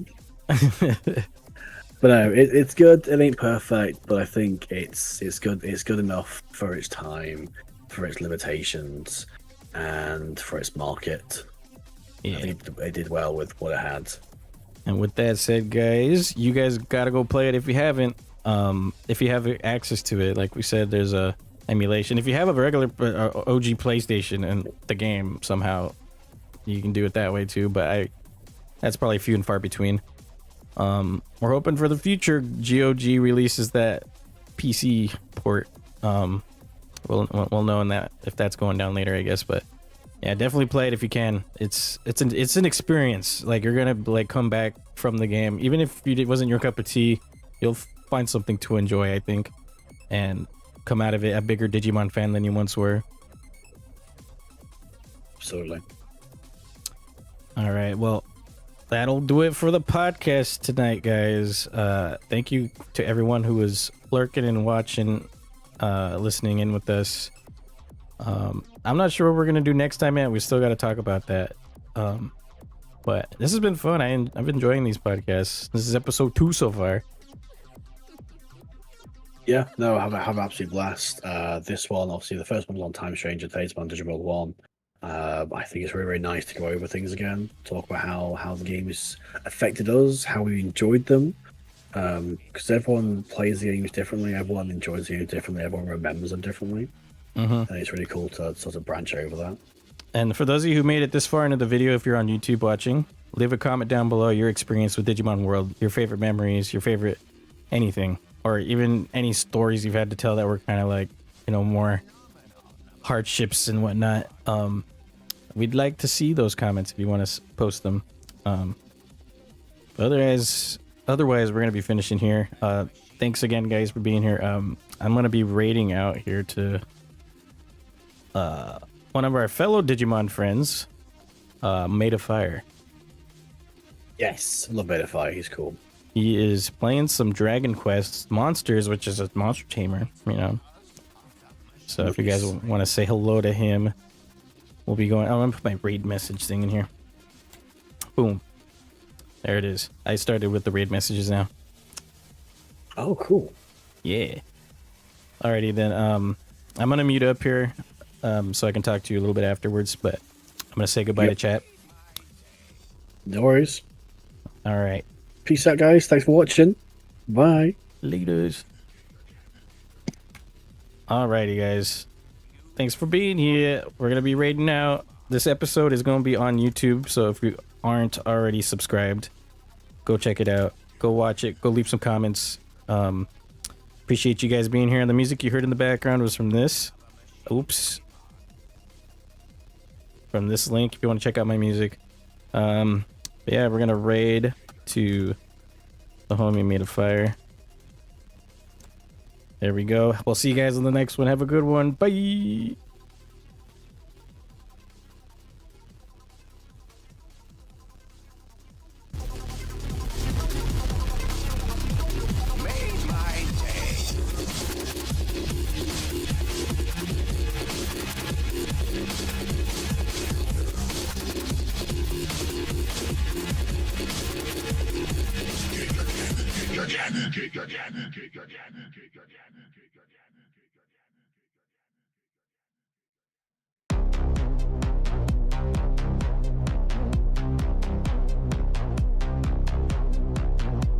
Goodbye, Peter Nisha.